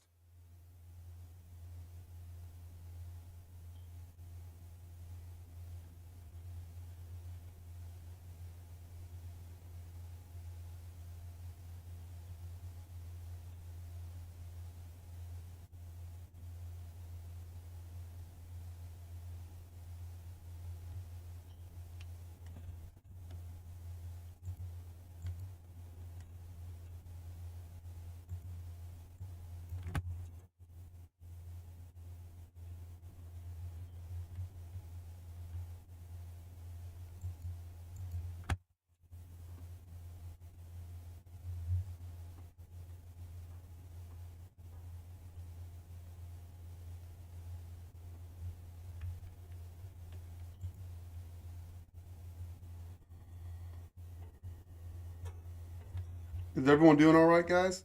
Anyone confused? Any clarification?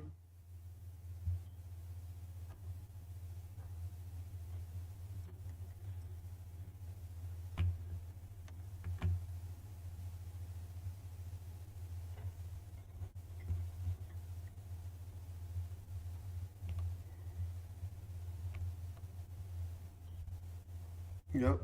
I guess as we're coming back down to that 25,130, and then that's where the real interesting battle begins.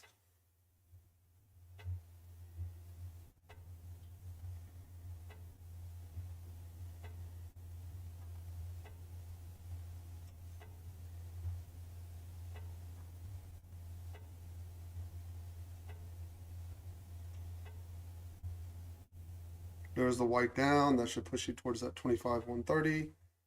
And then we discover what's what. We're into the 65-25 point of control, first hour point of control.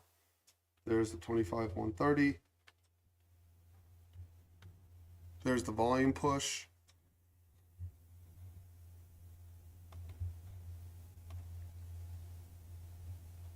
Some closes there.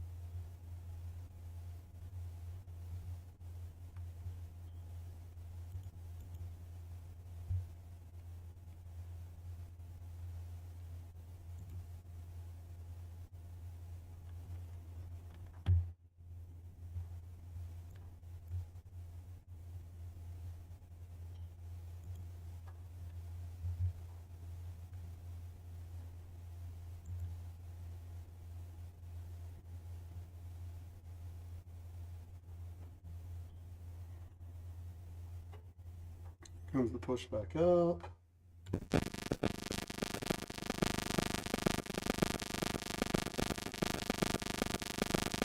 Dot down, you need dot up to push away.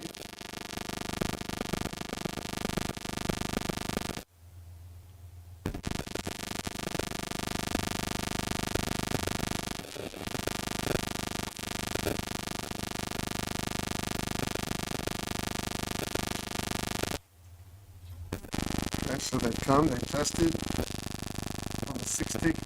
You got a blue dot up above an orange dot down. You don't have it on NQ yet. Yep. You don't have the dot up over the dot down. And there's really not a rush here. Like our best trades are going to be all the way up there near that VWAP once the 100 crosses through. It's got work to do still. So they're just kind of searching it out, feeling it out.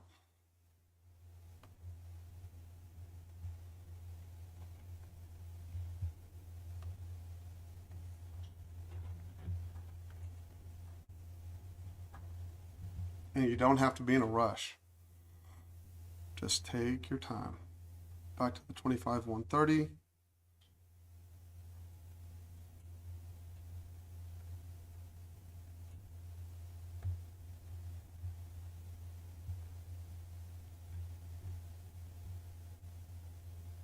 And they're messing with Globex slow, blah, blah, blah.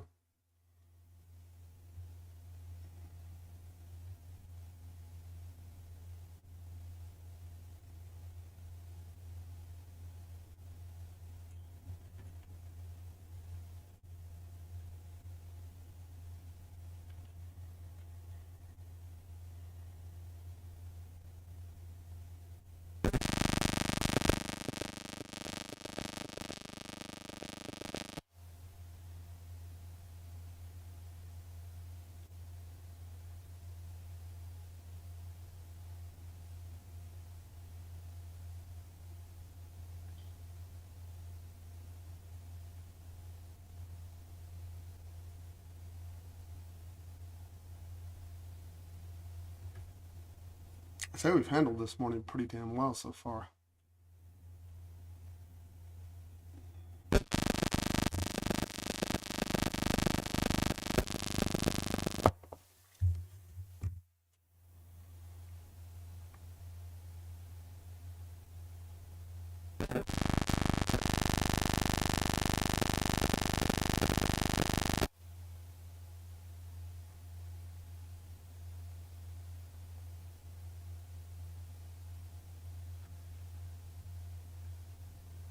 Battling on this Globex slow.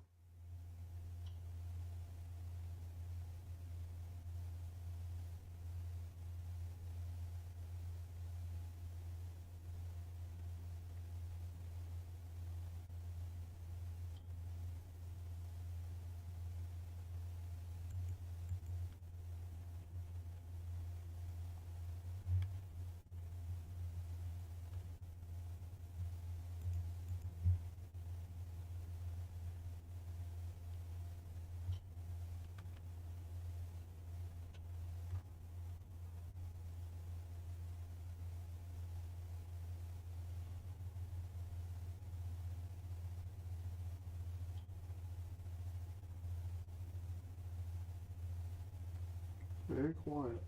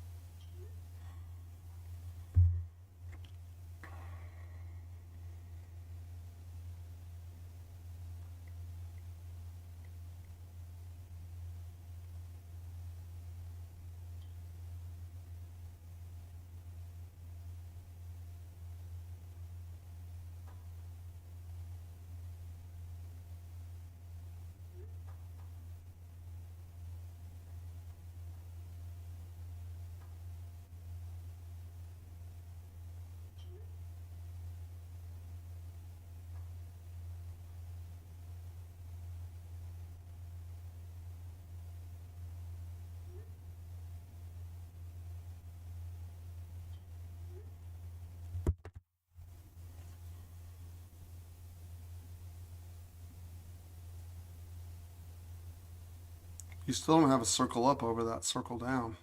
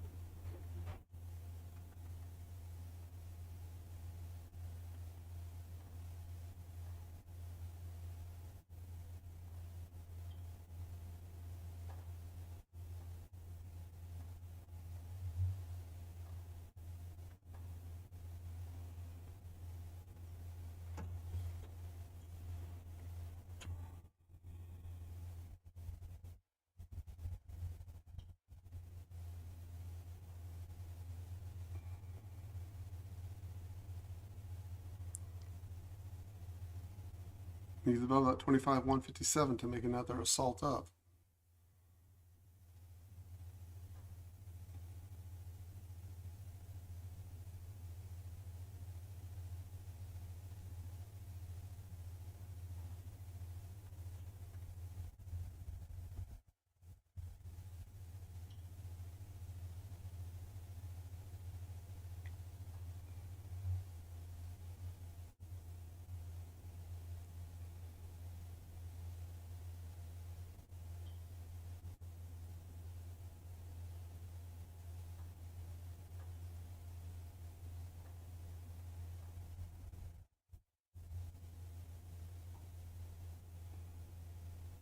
That'll be circle up over circle down.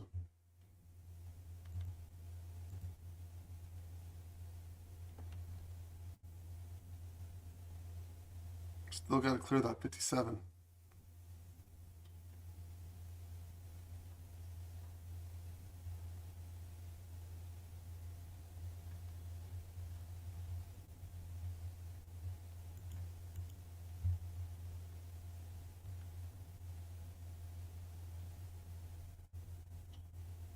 But it's a weaker circle up than it is the circle down.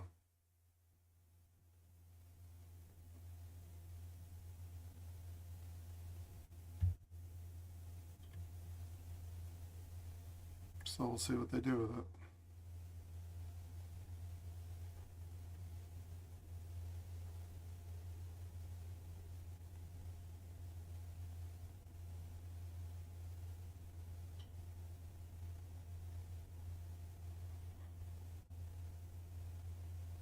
Apparently they'll do nothing with it and like it.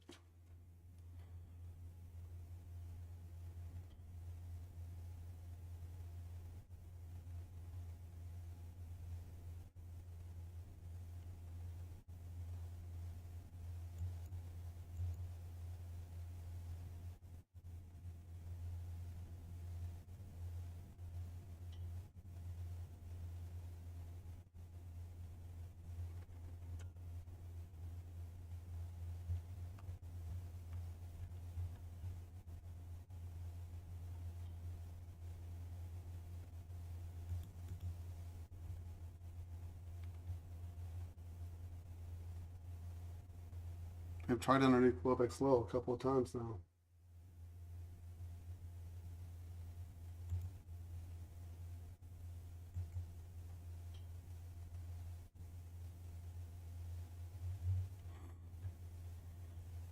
And we're chopping.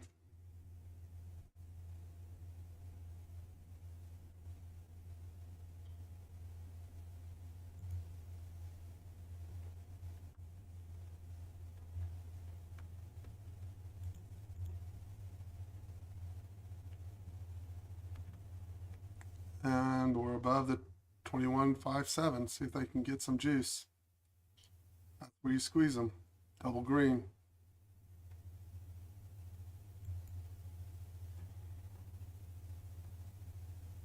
Wow. 1, 2, 3, 4 greens in a row.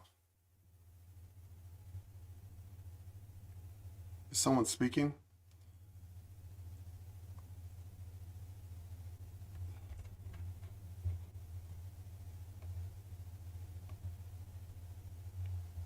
Fed Williams is speaking.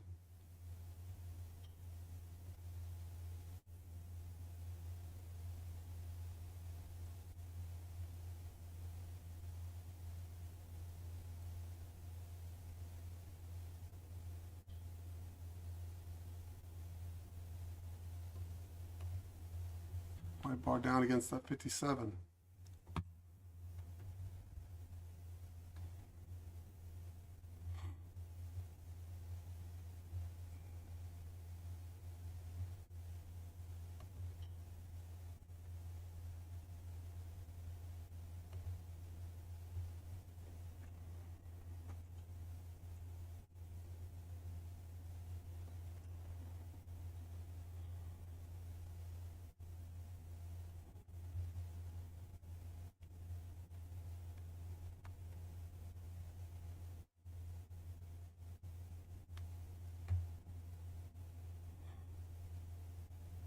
You're above Lobeck's low. You've got a white bar with a blue square down. An algo up above that should release back towards VWAP, hypothetically.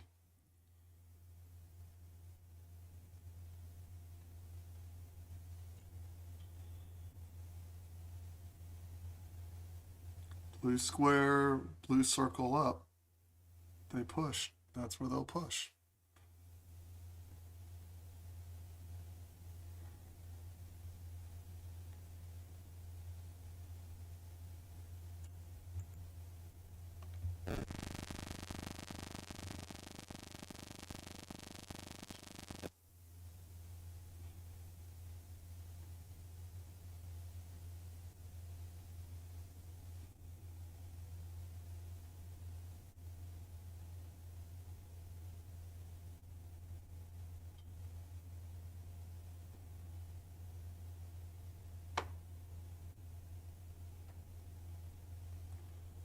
Fed Williams was late on that tape. He was supposed to start at 9:30.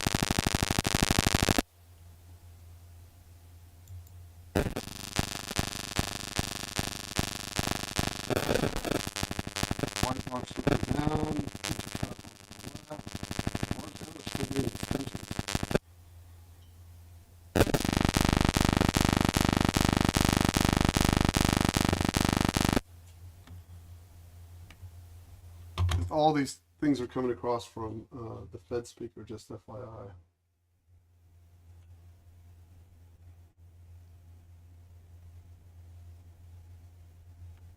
But most importantly, we're above that biggest bar down. That 25,157 was the biggest sell bar down earlier. And that's what the bears had to do.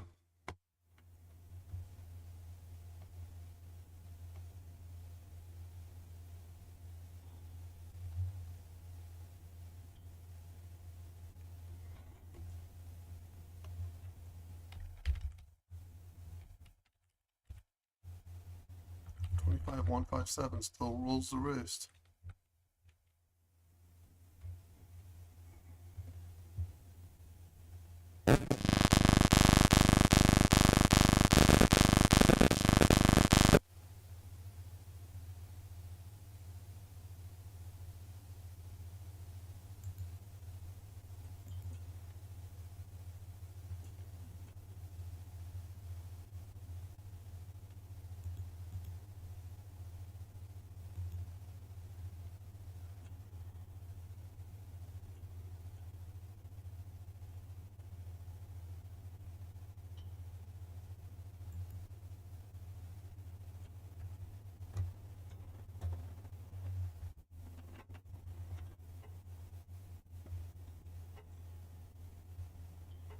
Which is why all of a sudden you're seeing those white bars get truncated.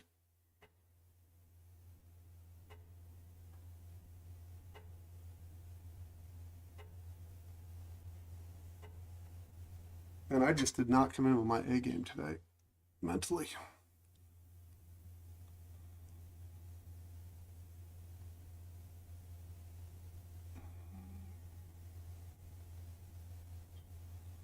But I'll be ready if that 100 crosses VWAP.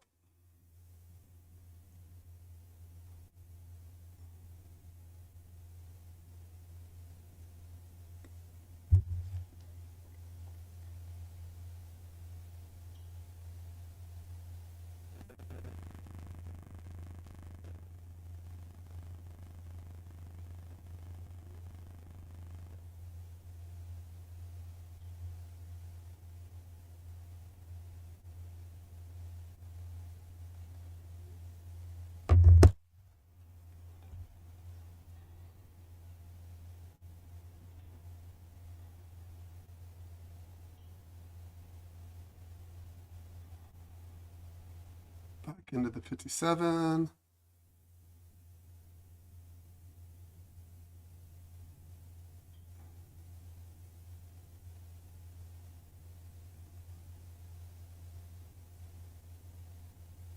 But you can see the ease of movement isn't. Now they're just like dun dun dun dun dun dun dun.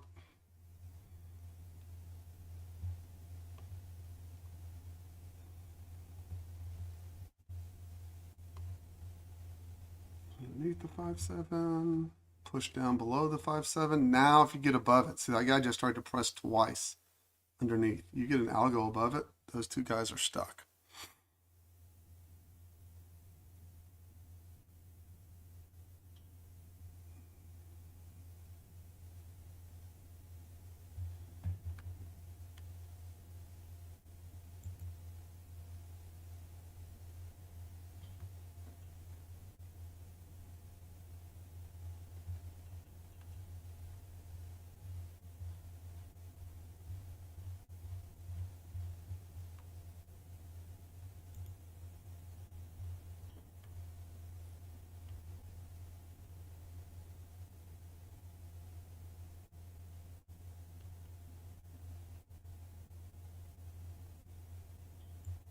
But see, there's just no urgency from anyone to buy. That's the problem.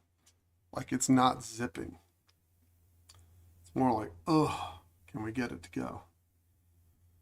So you're gonna need some kind of change in character there. Trying to hold back above the 5.7.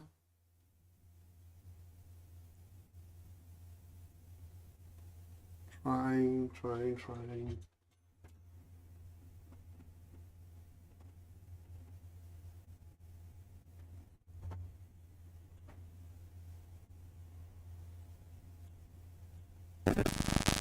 that's the bullshit right there, man. They got two guys that push against them. Two sets of traders. There's just no buy interest so far. Look, the volume's not even picking up at all. One's kind of like, meh. Well, that was nice.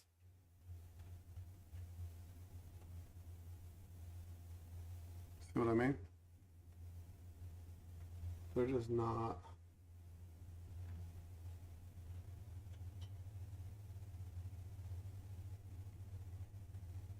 accomplishing anything.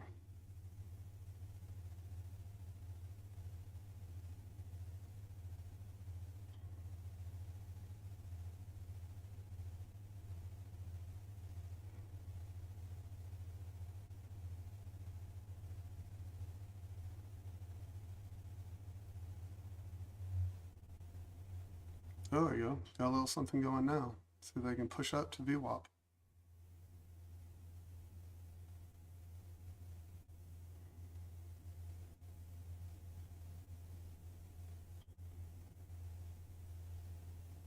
ES is positive on the day.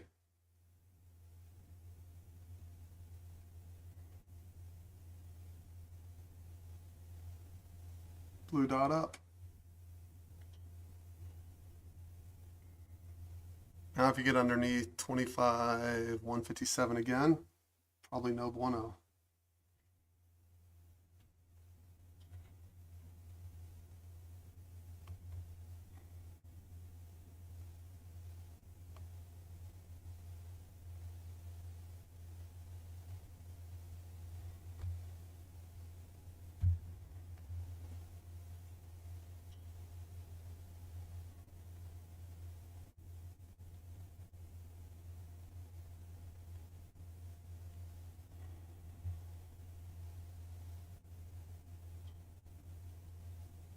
Well, they took advantage of it. At least they got those two guys to shove hard up towards VWAP.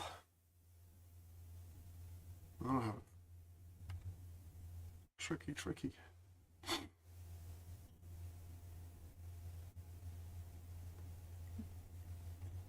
There's your volume push, 90 to underneath 25, 192.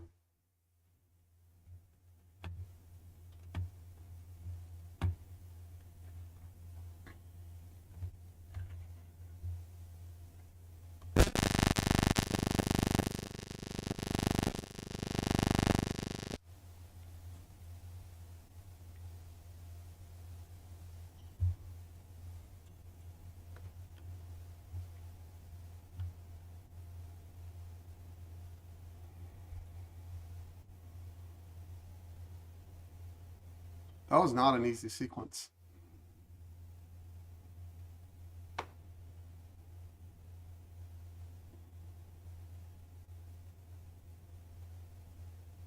And Q positive on the day. Dropped it on that Globex.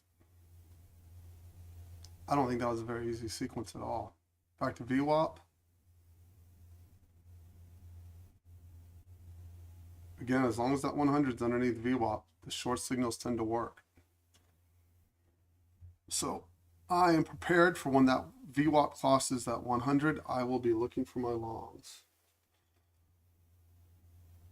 But we are back in balance, back to the middle of that 1 hour candle. Remember, we've been sweeping those 1 hour candles pretty regularly into Asia and London points of control.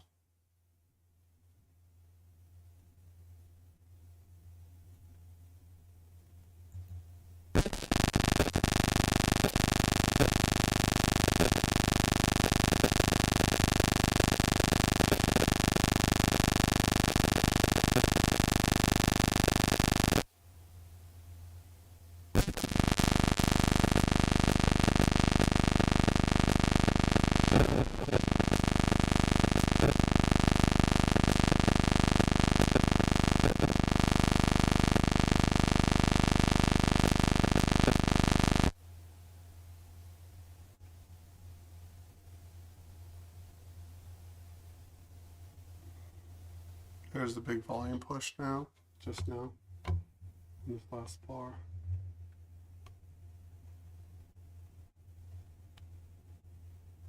have to get underneath 18.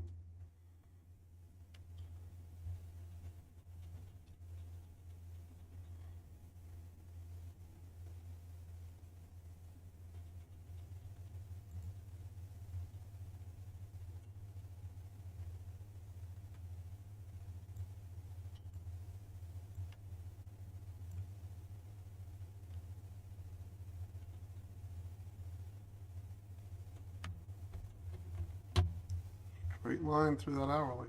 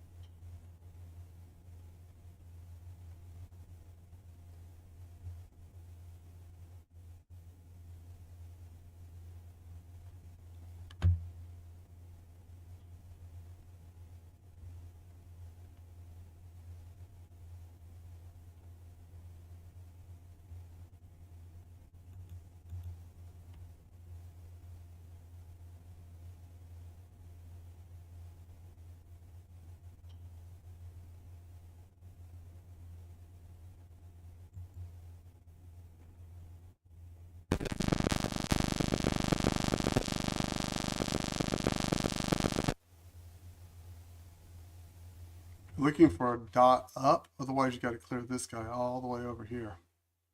And there's a 25,193, and then 25,18's up here. Either way, you're looking for a dot down below there, and you want a dot up over this to show exhaustion. If you keep that relationship, you'll have it.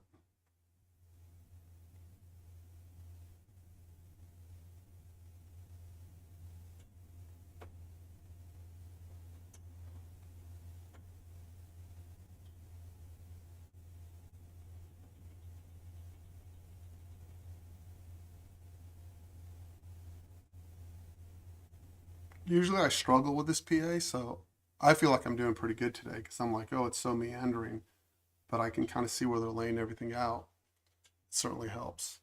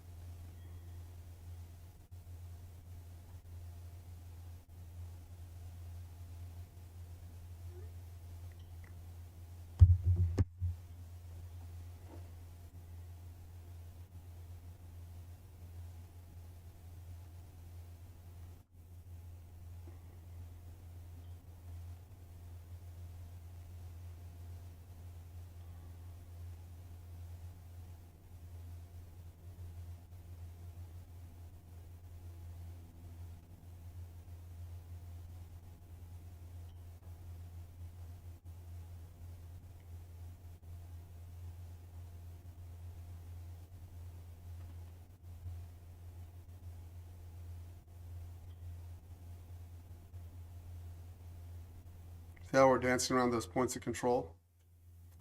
It's not abnormal.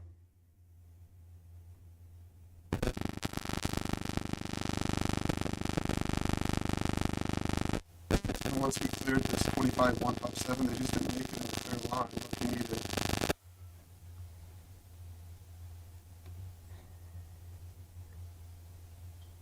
Here. One. Alright, it wasn't that bad. It was these two. So I could have improved on that. This one.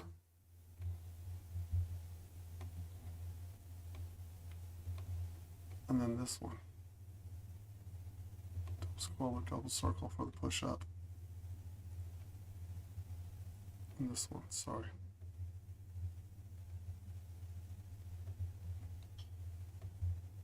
And off the bottom, it was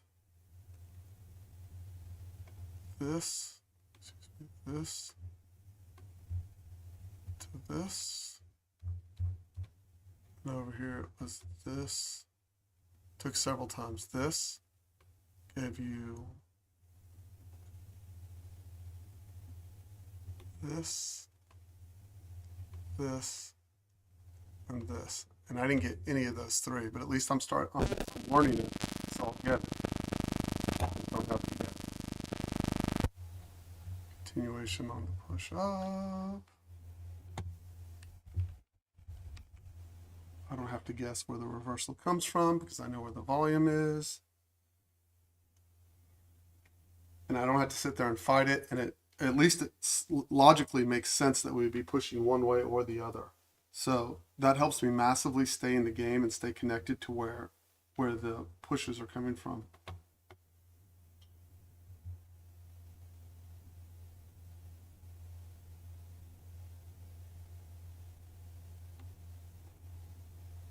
I agree with that, Ed. Good job.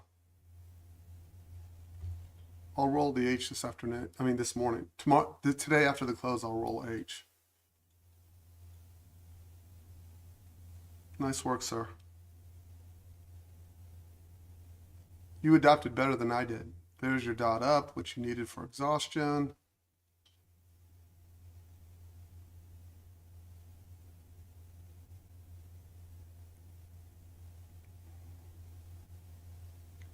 If you were looking for the roll back down, there you go. Now you need a dot underneath them to release. If you're looking for the roll down. I'm just grateful that I didn't get stuck in a short mode, didn't get run over on the way down. Of course, I didn't pit much together, but I'm all right with that. I kind of feel like I have brain fog coming into the week.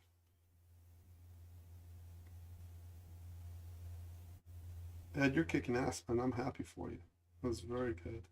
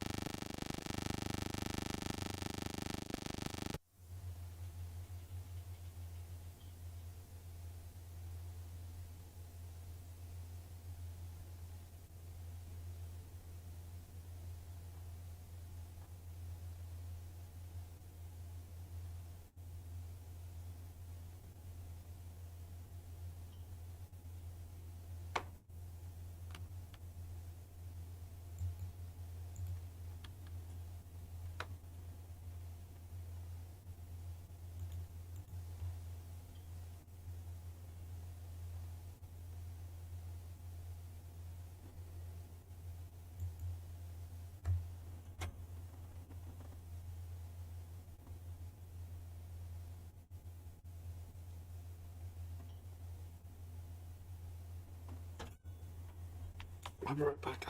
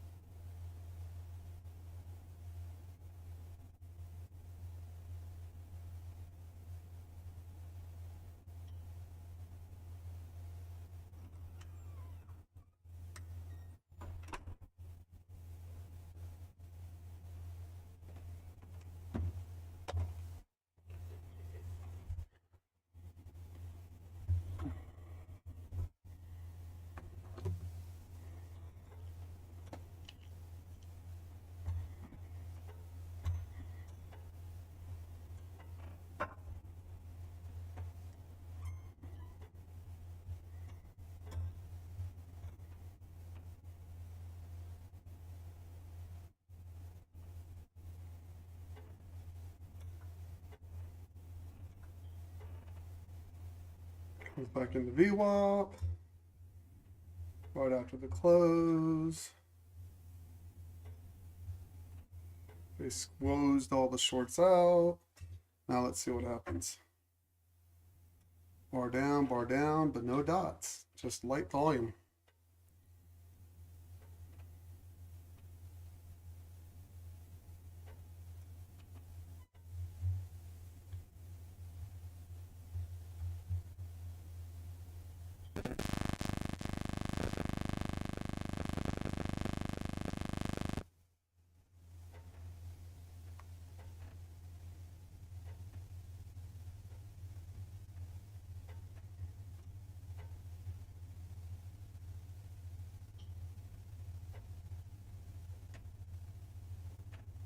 Just very thin volume.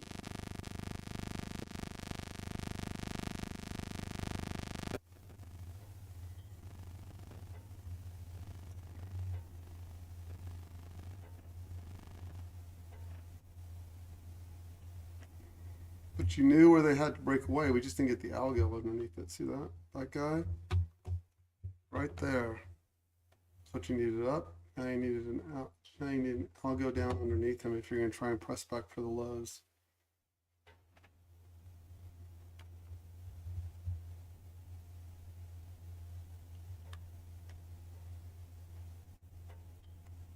They're trying to press underneath that guy to the left. There's the final hard press.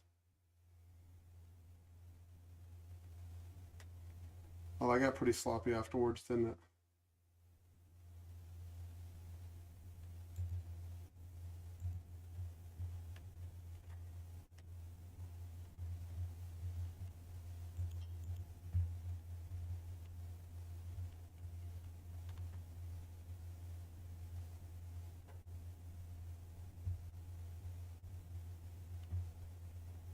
Wow, that was all short squeeze up. All, and then they're all like, oh, we'll get up now. Thank you. So that was weird, right? We're back into that 93.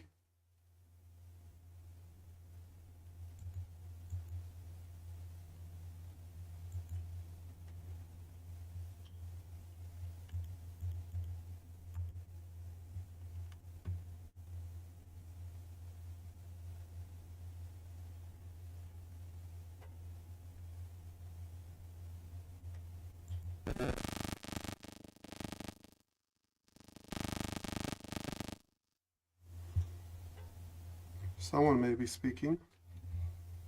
Let's see if I have anybody. 6-month bill auction just came across. So whatever that means.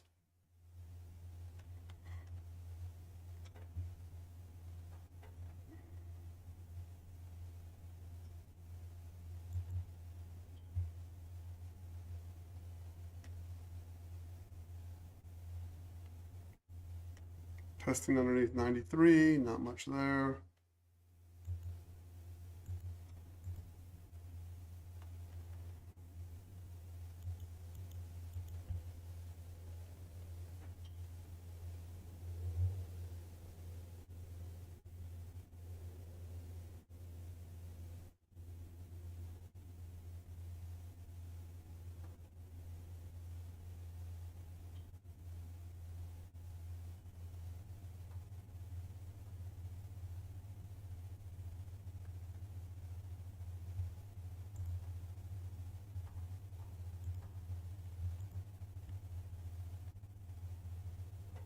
Interesting.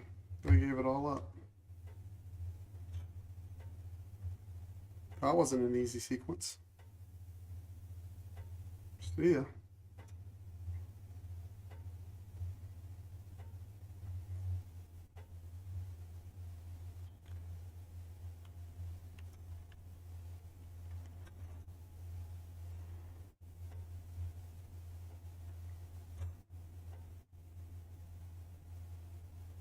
Right back to that 57. Straight sell pressure.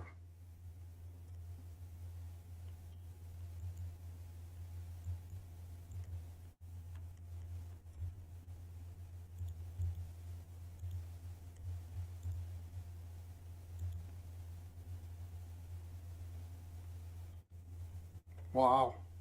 Anyone have anything? They took that thing and shot it dead.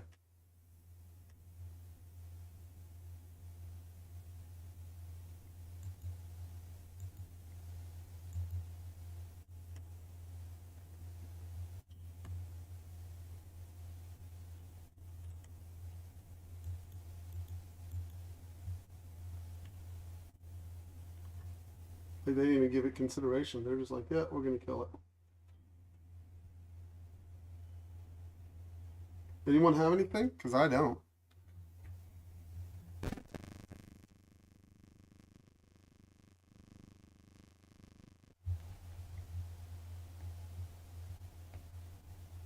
Wow. All the way back down. It was all just a little short squeeze.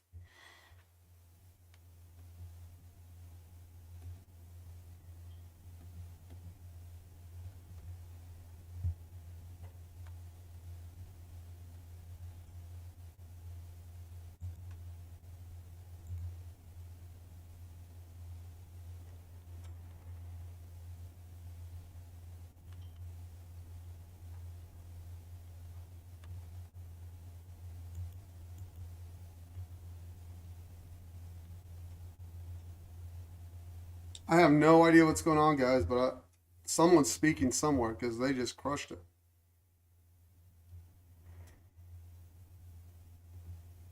I don't know what spooked the market, but it did.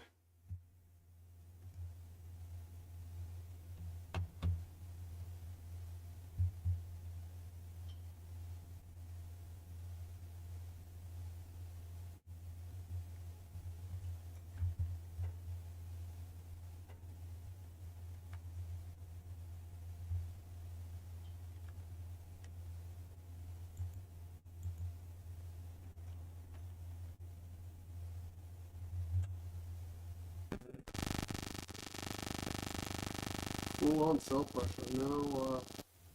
No mercy.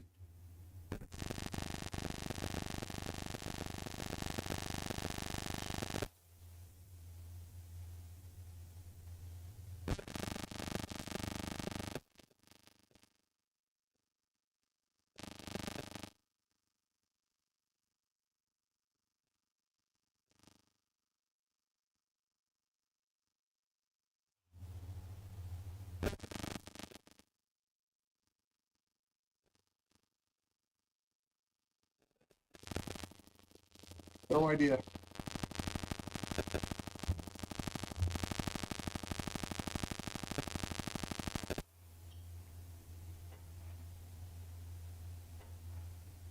Other than VWAP is still well over the 100.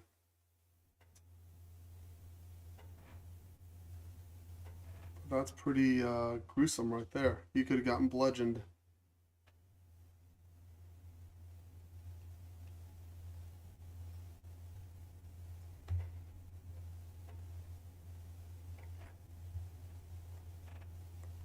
There's the dot down underneath. I didn't even see it.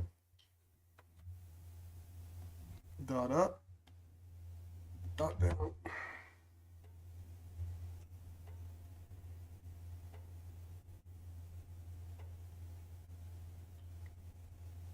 Now coming back to the first hour VWAP on ES.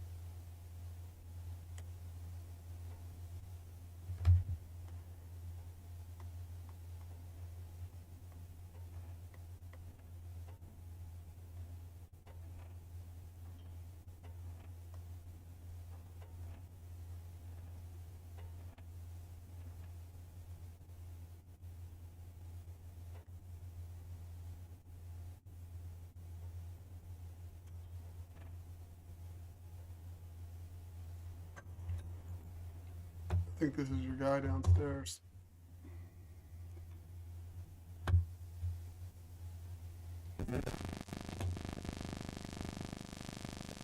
Wow. This is your new guy, right?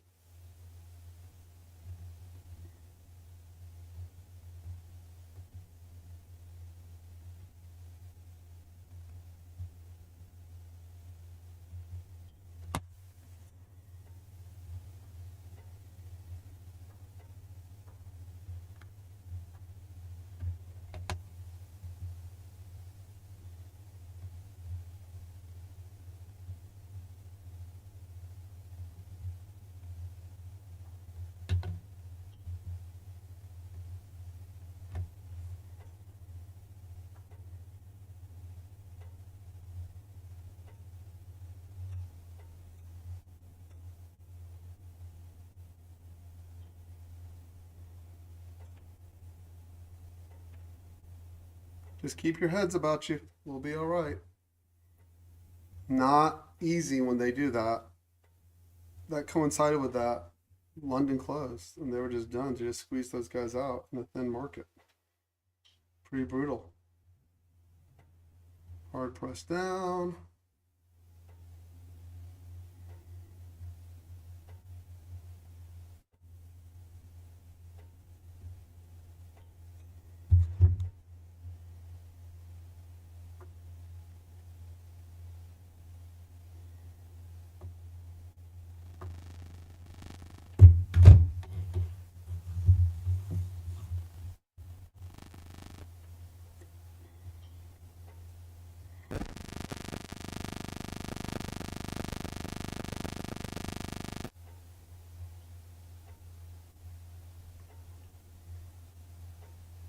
Green square right there at the low if you need a reason to look long. I don't have anything that tells me to do that.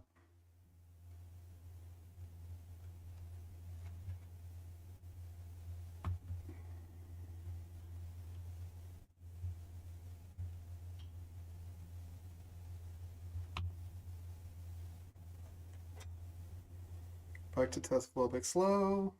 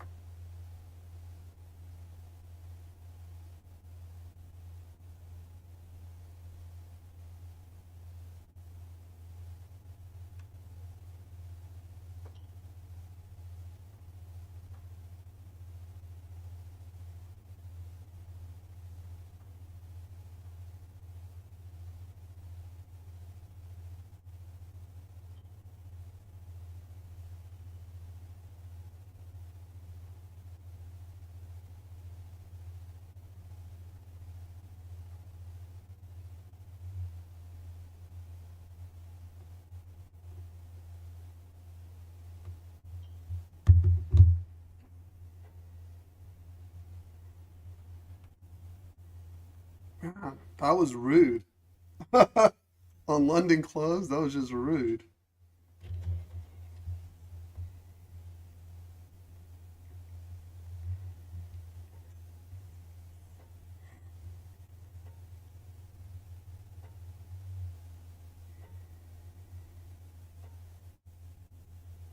I mean, I don't know what happened there, but wow.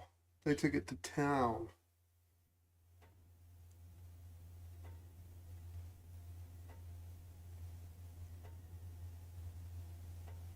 Just remember, stay on your process, right? It's the most important thing you can possibly do.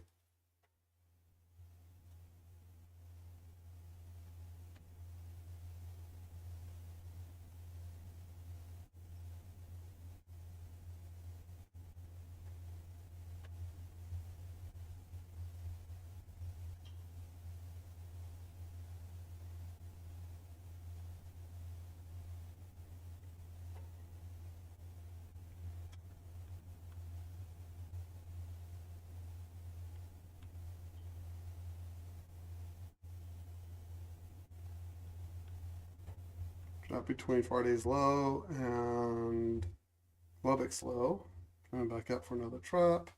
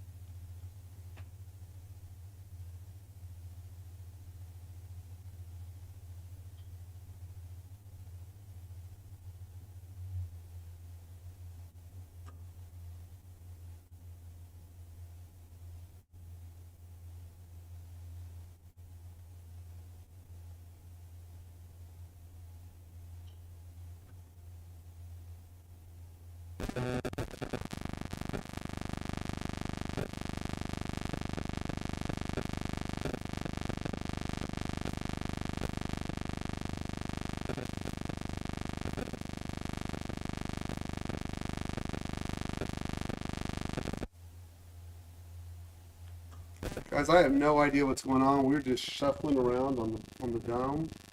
Like, wow. So I don't know if someone's speaking or what the deal is, but it's weird how the PA is moving. So I'll just let them settle out. Most importantly, take your trades on process, right? If you don't take them on process, you cannot adjust, right? That's all there is to it. You can't adjust when you don't take your trades on process.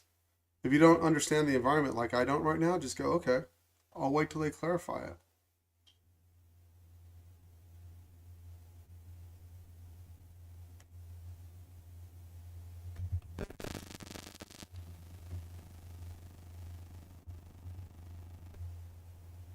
Ed Collins is speaking now. I don't even see him on the schedule.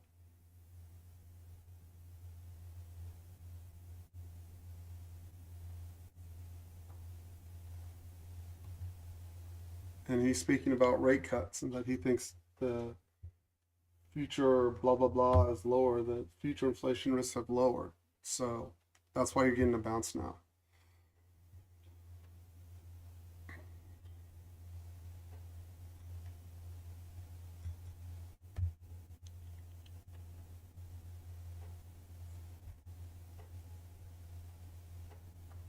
Back to the point of control, back up, back down, just play the yo-yo game.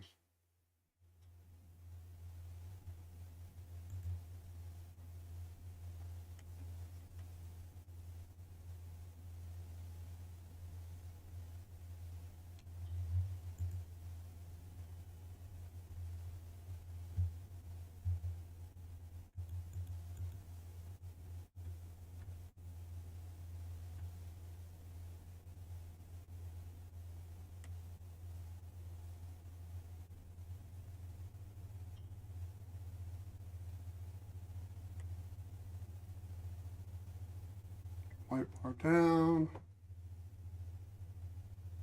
Oh, 100, 200, and VWAP. It's going to go off whatever this guy says, basically.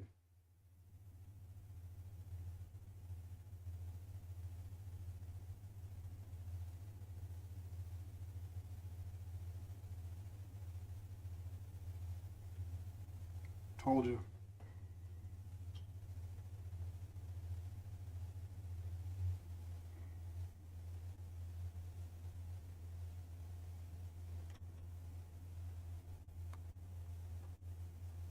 Man.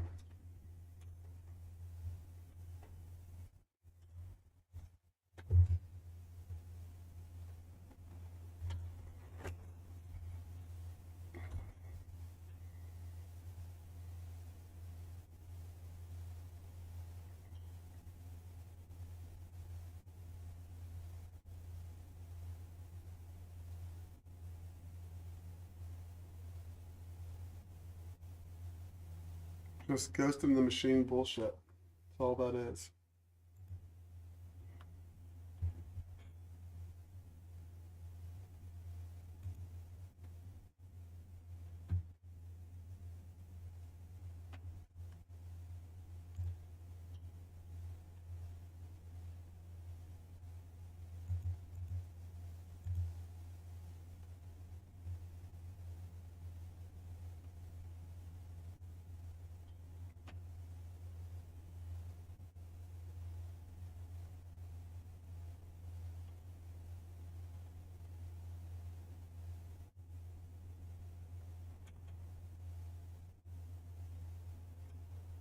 See, no rhyme, no rhythm, just okay, let's just ramp it one way, ramp it the other.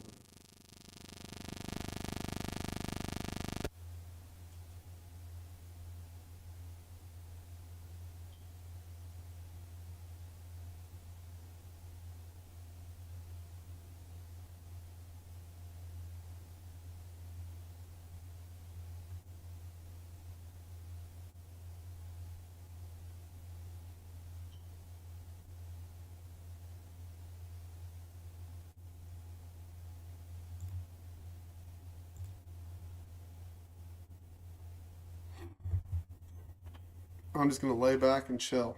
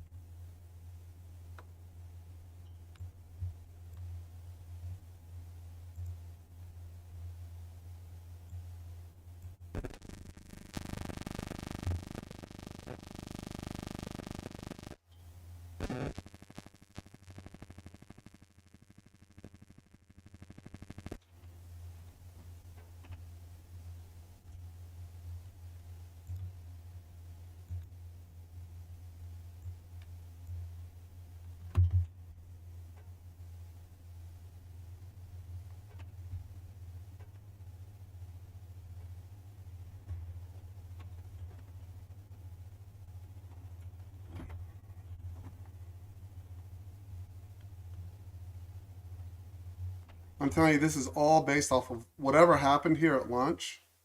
It's all based off this one guy's comments that are coming across Moran's.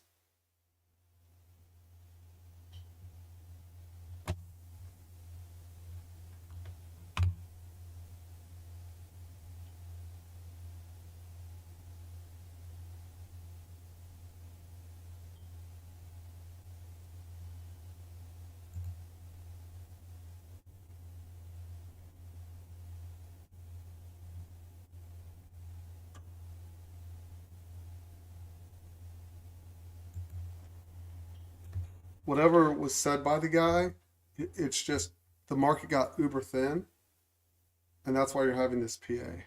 Just FYI.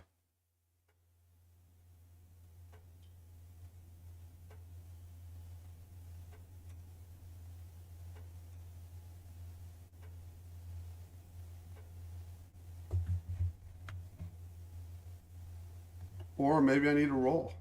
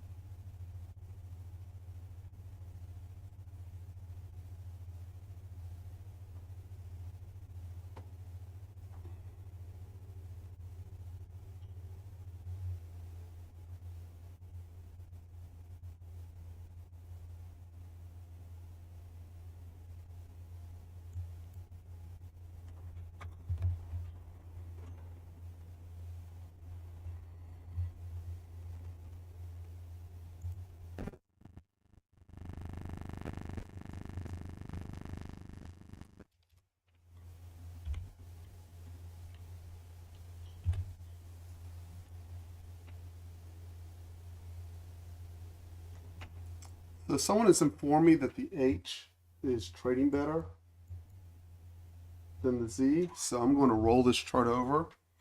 I'm going to leave this chart as is and use it to copy my, I'll just work the levels off of this location, but I'm going to check it out. I hate to do that to y'all in the middle of the day, but that is what I'm going to do. Just roll it.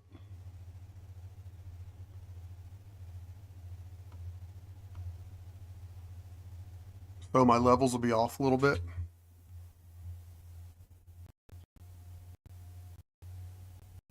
If you want to stay on the other one, you can. That's fine. I need to see if that is correct.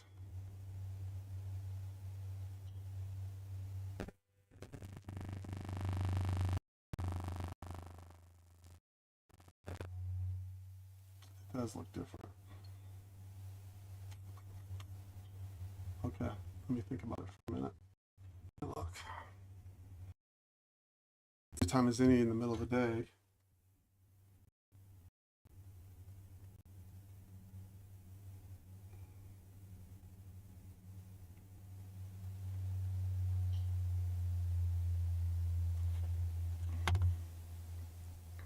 Let me go rework the points of control. I hate doing this. Okay, yes. So now I have Globex low, Globex high, prior day's low,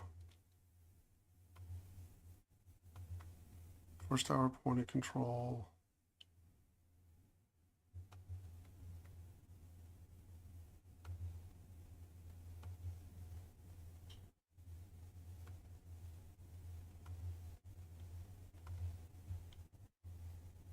Um,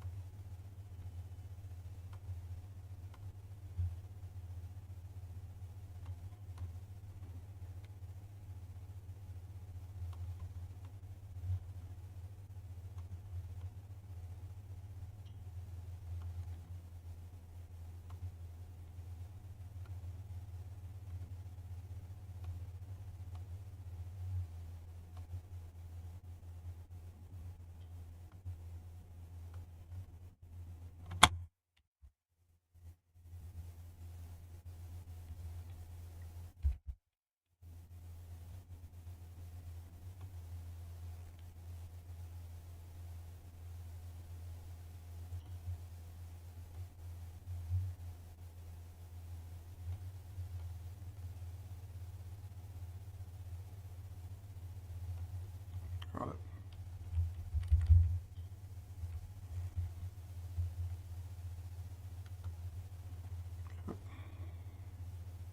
Wow, what a drag of a PA, man. They just kind of went bloop, boop, boop, boop, and nothing. Like we just lost it all. Totally sideways now.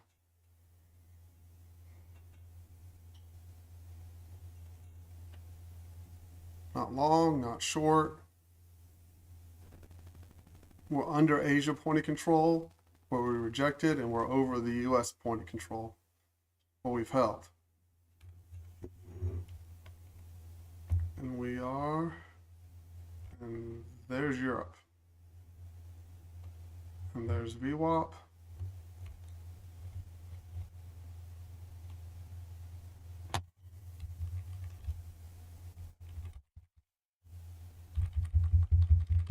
Yeah.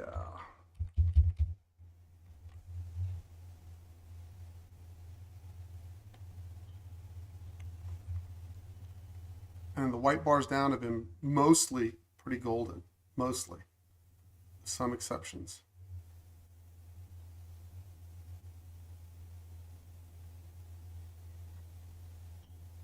And we're trading completely sideways now.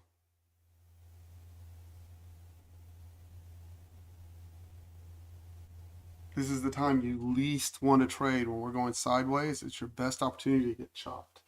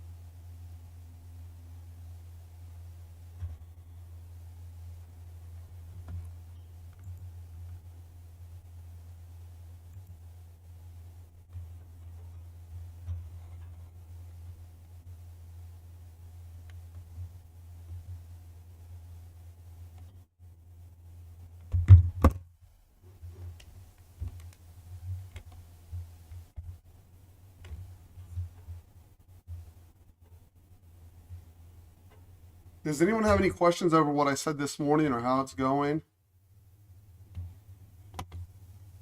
Did everyone do okay?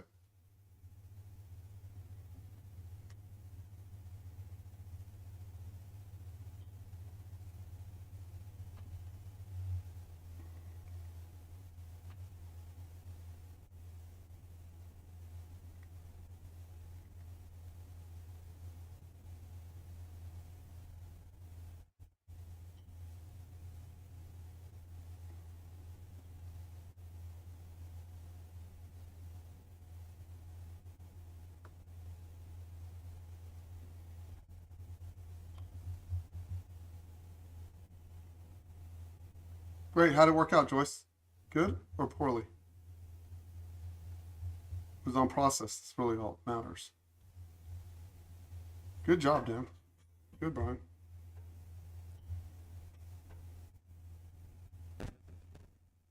Cool. Yeah, I think it was a good day, especially given that it was a little bit tricky.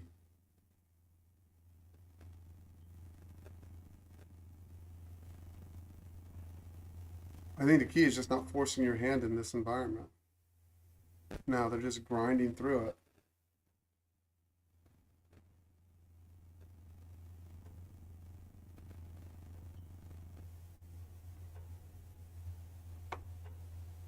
And now we have the NVIDIA thing coming up, so I just say we just relax.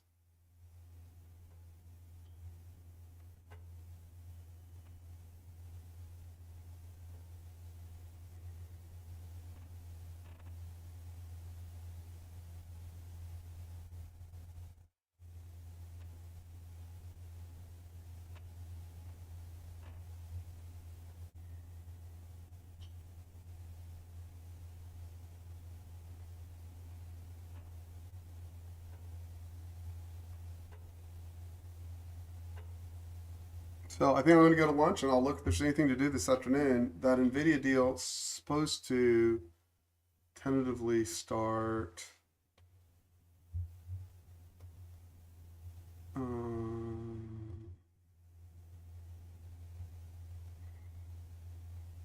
1 o'clock. So yeah, no idea. I'm sure they'll say lots of good things. It's an NVIDIA summit, so we'll see. But this is horrible price action to trade right here.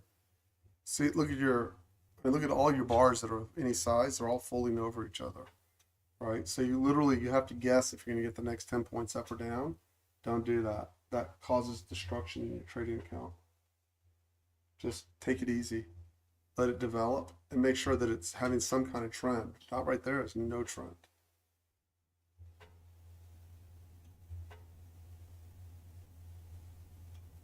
No matter what your position is, you can't improve it when it's going absolutely sideways. See the 100 and 200 are almost completely horizontal. You do not want to trade in that.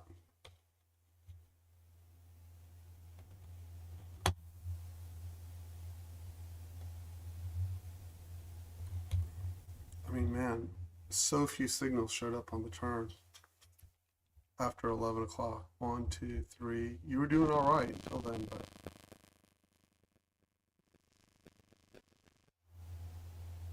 I guess that one right there at 9:12. And that one right there at 9:05. Those 1, 2, 3, three best trades you have. So, anyways, I did okay. I did not do fantastico.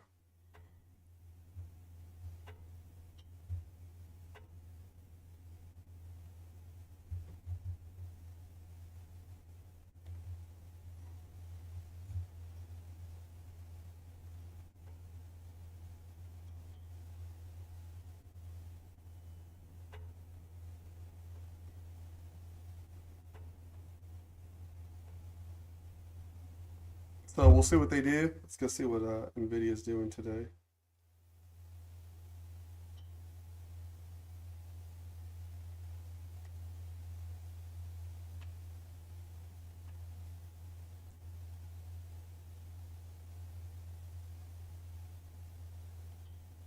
Up a few bucks.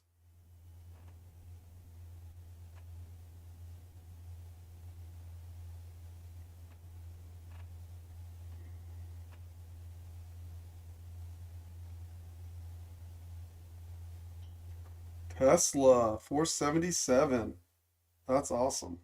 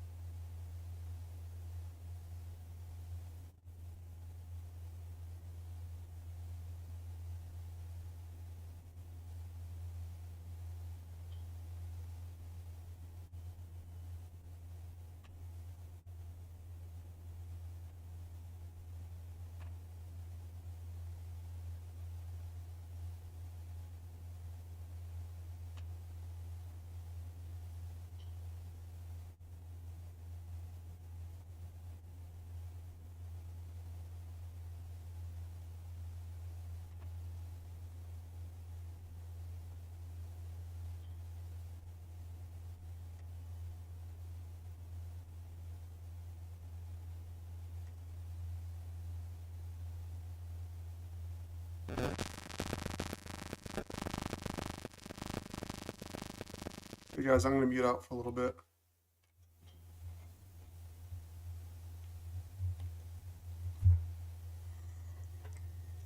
Synagogue for Sabbath. Be scared. Be scared.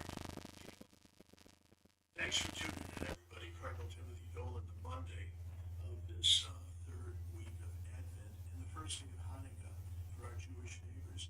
I don't know if you remember, sadly, here in New York, hearing about there was a terribly mean protest outside one of our Jewish synagogues here in New York City. So sad, so tragic, so troubling. And the crowd was yelling out to the Jewish people going into the synagogue for Sabbath, be scared, be scared. Can you imagine them shouting to these poor people who simply wanted to worship the one true God? Be scared, all right? We remember the words of the Bible, be not afraid. Be not afraid. Jesus says it. He learned it from his father. It's the most common phrase in the Bible. We're not scared at all because we believe in God, the Father Almighty, and his only Son, whose birthday we await. We're not scared at all because he told us to be not afraid. Thanks for tuning in, everybody. Cardinal Timothy Dolan, the Monday of this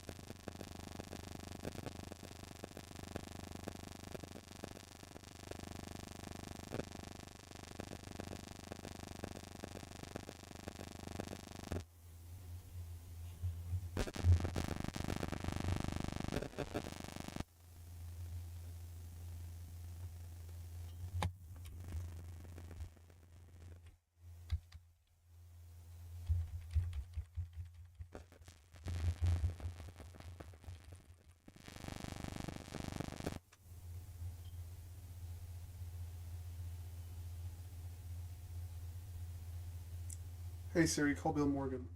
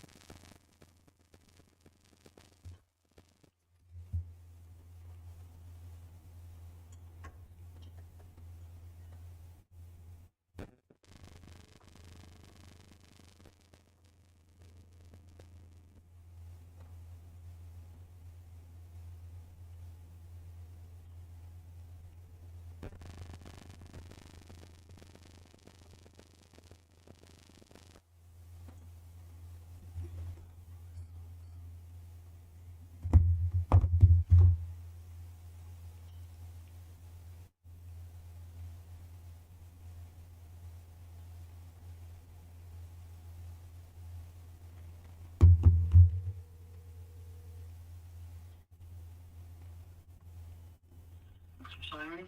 Hey, did you have any thoughts about the algo today and how things worked in general?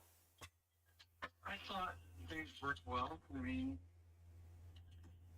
I think things worked well. I mean, yeah, there's just some conflict for me. So I got to work through. Other than that, I think everything worked well. Yeah, I'd kind of agree with you. I think everything worked pretty well. So the only place I had difficult time was trying to figure out the reversal or when it got really thin. I kind of had a hard time. But even then, if you just followed the signals, I think you did okay. There were When you some say follow the stops. signals, what do you mean by that? Well, if you I'm took, not, I'm not downstairs and stuff like that. yeah, no, I'm just saying if you took, like if you look at the 24 tick, the 100 open below 400, if you go through, like I think when I went through, I think I only saw maybe three stops on the turn bar. Maybe. I may be exaggerating that. But if you took the turn bar, I think you had mostly wins, particularly the first three in the morning. If you First took three them in in, one, the 9-3, the 902, the 921 were winners, but I had it turned off because I was thinking I was getting long because I had it set to go long. you had a what? So I had my trader to set. I have a trader that will take me short on those bars, Right. but I had to turn it off because I can't be long and short because it was coming into the level where I thought I was getting long. So it's right at that key level where it could go short or go long. Yep.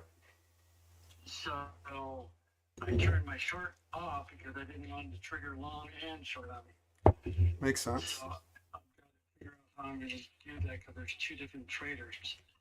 It's more or less the scoop trader trying to go long, and it's the under VWAP, under 100 under VWAP going short. Yeah, I was kind of thinking about that this weekend. Like, how would you know when to take the scoop, and how would you know when to take the just the trades in the direction of? And I don't have a very good answer for that. How I look at it today, I was looking at I thought the way I looked at it, I was trading all of it. I would definitely trade it and taking all shorts to value already low. But then I pulled the trigger. I said that's what I said I was going to do. But then when I got to mine won't trade unless I get slope.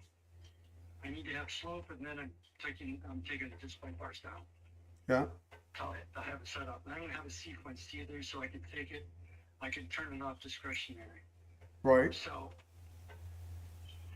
my goal, I was looking short all the way into least value area low. When we broke that, we were definitely probably taking out yesterday, Friday's low. Right. So that was the game plan, and all the shorts worked pretty Wow. much there. And and after that, we took out the low. I tested the low. Mine fired 3 times there, but I didn't take them because I was looking for the trap then. I was looking for the bigger move the other way. Okay. This was not even close to taking out, taking out, Uh, taking out. yeah, I thought it was kind of a weird day today. I think the rollover also made it harder a little bit. Oh, absolutely. Yeah. Trading H. I was not trading. The other one. So I moved to the H, but it definitely confused things for me. Oh yeah, I'm sure it was. So I only got one long on my PA. I traded this two.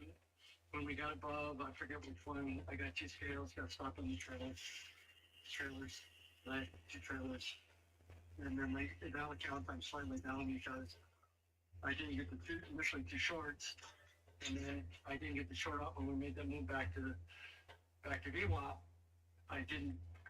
What happened? The trades that Fed took long. I would have taken those with the 100 to 200 trader Right. because the reason why because I was looking at some of the things I was looking over the weekend. When VWAP gets really stretched, we're at the second deviation.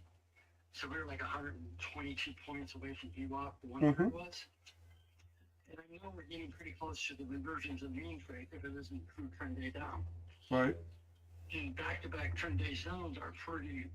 They happen. No, but it's usually trend day down, then balance. Right. I don't. So I was looking wrong.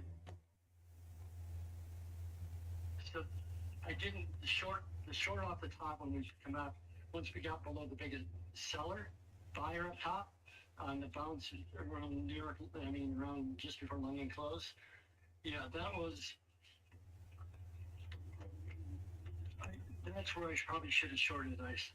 The algo fired, but I had it turned off because I was looking wrong. But right? that's the challenge you run into when you try to trade both sides. At least for me. But that's not the worst thing in the world. Of all the things to be worried about, that I don't think that's a horrible thing. Um, so it's just it's okay. I mean, I felt pretty good today. I mean, in regards to reading what was going to happen. He was short right on the open too because he uses this thing called too far too fast.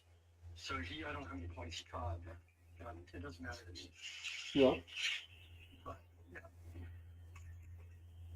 Yeah, I thought that was a pretty easy. I mean, I just know I've looked at a bunch of days when the 200 when the 100's below VWAP, like I already know what I'm doing. Like that's pretty So easy. you're shorted on your own account. You did because there's no element to take that. Yes, sir. The sequencer won't take it because it hasn't reset since Friday. Correct. Correct. So I just manually entered those trades. But, 500. but if you look at those at the open, like that's like I said, those are just Oh, I had mine set to go for 9:35. yes, yeah, And mine's a little different because I'm not doing only on the turns.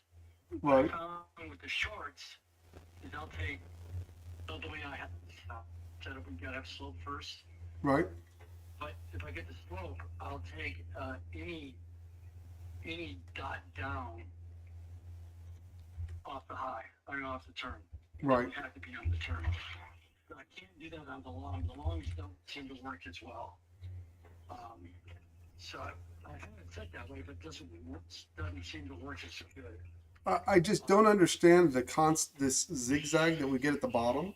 That I don't understand. I understand a lot of things, but I don't understand that at all. Still above yesterday's Friday's high low.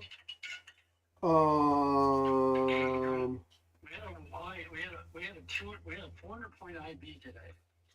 So I knew it was going to be tough to try to get the stat. But it's still that. I just thought it off the open was the best place Yep. to try anything if you were going to try anything. It just yeah. I turned it on. So that's all I had really. I mean I don't understand what's going on right now. I think this Nvidia thing's probably holding up the market pretty significantly, is my guess. Or at least it'll put it on ice like the Apple event does. And we're jumping around pretty good on the bid ask. Like we're jumping 5-6 points at a shot. Just it's all in and all out. I think it's lack of liquidity in contrast. It doesn't really matter. It's still doing what it's doing. Yeah, it's still doing what it's doing. You're right about that. And so I I think mean, like I say, it's still jumping between. It still has that much. It sounds like there's no liquidity. yeah, I'd agree. And I think then when you get an event like Nvidia, it puts everything on ice. Like everyone's like, oh, we're just gonna wait till let's see what they say. That might get it. It's trading on the first two. That's what you get. Yeah, pretty much. So anyways, I think the good thing is if you took every bar on the turn that had an algo today, I think you only took 2 stops total. If you took every bar on the after The two, two stops I took, I think. I'm trying to see. Because I know the 902 worked. I know the 921 worked. And then there was a couple underneath yesterday's low that had come back and fired again. You got 3 in a row between 905 and 911. Those were the best trades of the day. Those were the best trades, and those are what I turned off because I was trying to go long too. Yeah. And then the ones under yesterday's low, Friday's low, there's 3 trades there, I believe. And then there was no other trades on the turn until he got in that chop area. If my I, memory serves me right. I agree. So, That's kind of. And then the longs, you could do, if you use the 100, 200 trader with slow for the mean, reversing the mean trade, that would have got you the trades that Ed and everybody took. yeah. We had to slope down, then we got to dots up, and then you get to the back dots, and it took you to the hot. But that was kind of how I'm trying to use all traders to make them work. We got more snow, so I got to go out and shovel snow. What happens if you don't shovel it? Excuse me? What happens if you decide not to shovel it? You run over with the car and gets icy, blah blah blah. Oh, okay. And I have to throw more salt down. Got it. So I just try to keep it clean because I don't want my wife to fall. She's not home, but I don't want her to fall. So I look at. Simon, Yes, sir. I'm I here. really, that's kind of how I look at it. It doesn't bother me at all. I mean, right now I don't want. There's so much ice on the sidewalks. And we got probably 6 inches of snow, and it turns stuff you can make really good snowmans, but then it turned like now it's like wind chill 0. Yeah. I go do it -7 right now, so it's gonna warm up. We're supposed to be like 80 on Christmas Day or something like that. It's freezing right now, but Oh yeah, you guys are pretty cold too. yeah, but we don't have any of the problems you have over there. I need a little warm weather. I got a couple of headlights. I got a headlight out. I got to place 2 headlights on Margaret's car, and I need some warmer weather before I go do that crap. But she's not home at the moment, so and she's in Canada, so she won't be home until Wednesday. But Okay, well, don't create that work would suck. I don't want you to fall. Please be careful. what work? This moving the snow and stuff. Don't slip and hurt yourself. Oh no, today's just light. I'm just gonna take a broom or take a shovel, one or the other. I'm just gonna do it, and I gotta go start her car too. So I'm gonna come back and review what went on. Overall, I think it went well today. I think I made a system where I took your advice and I made it over the 100. So I made a chart where I can actually see it. I made it because I had a hard time visualizing it. So I made a chart where actually I can see it. You know how you can put bars across the bottom of your chart? Yeah. And it tells you when it's always below, so you know that's where you want to be short. Right. When it's above. So my long tells me when it's always above, and my shorts tell me when it's always below. And I labeled the 100, so because I was just getting confused. I had not looked at it like you had, so I made some charts yesterday. But yeah, overall I think it worked well. It worked well today. I just do a little bit better execution, and yeah, I mean PAs. The 2 PAs are green. Nothing major, but the green, take that as a win. And if I didn't think we were going to go the IB low, I would have watched out positive on my eval counts. But I thought we'd probably take an IB at blowout. I was wrong. It wouldn't be the first time. So yeah, I see. You know, I see what you're talking about, but you know, I think you just take it one step at a time. Really, you'll be overall fine. I'm trying to see what Ed was talking about, where he says the algos are not the same for. I think they're exact same for ES. For what? What you saying? He said the algos are really not the same for ES. I was like, I think they are. What do you mean by that statement? Yeah, I'm not sure. Yeah. They are a little different though, Simon. They're not the same as far as. Let me retrace. I don't think they're the same because when you and I talked about it, we were just saying you just got to get above the dot and go. So from that standpoint, I believe they are. But I think you get double circle, I think you get circle square on a turn bar. Man, I don't see very many. I don't see very many stops. I just don't, especially today. I got it made, but I haven't looked at it. I've been struggling enough. So I just decided not to add one more product to my life. So my goal was just trade PAs and trade valves. So I'm conquering one fear. I'm trading two PAs, just all five, and then just trying to conquering one fear at a time. Yep. No, I agree. I agree with you. So, anyways, okay, go get your driveway done, and I'm going to lunch with Nicole in a little bit. I'll talk to you in a bit. And I'll let you hang up. My hands are tied up right now. Okay, talk to you in a little bit. Thank you, sir. Talk to you. Bye.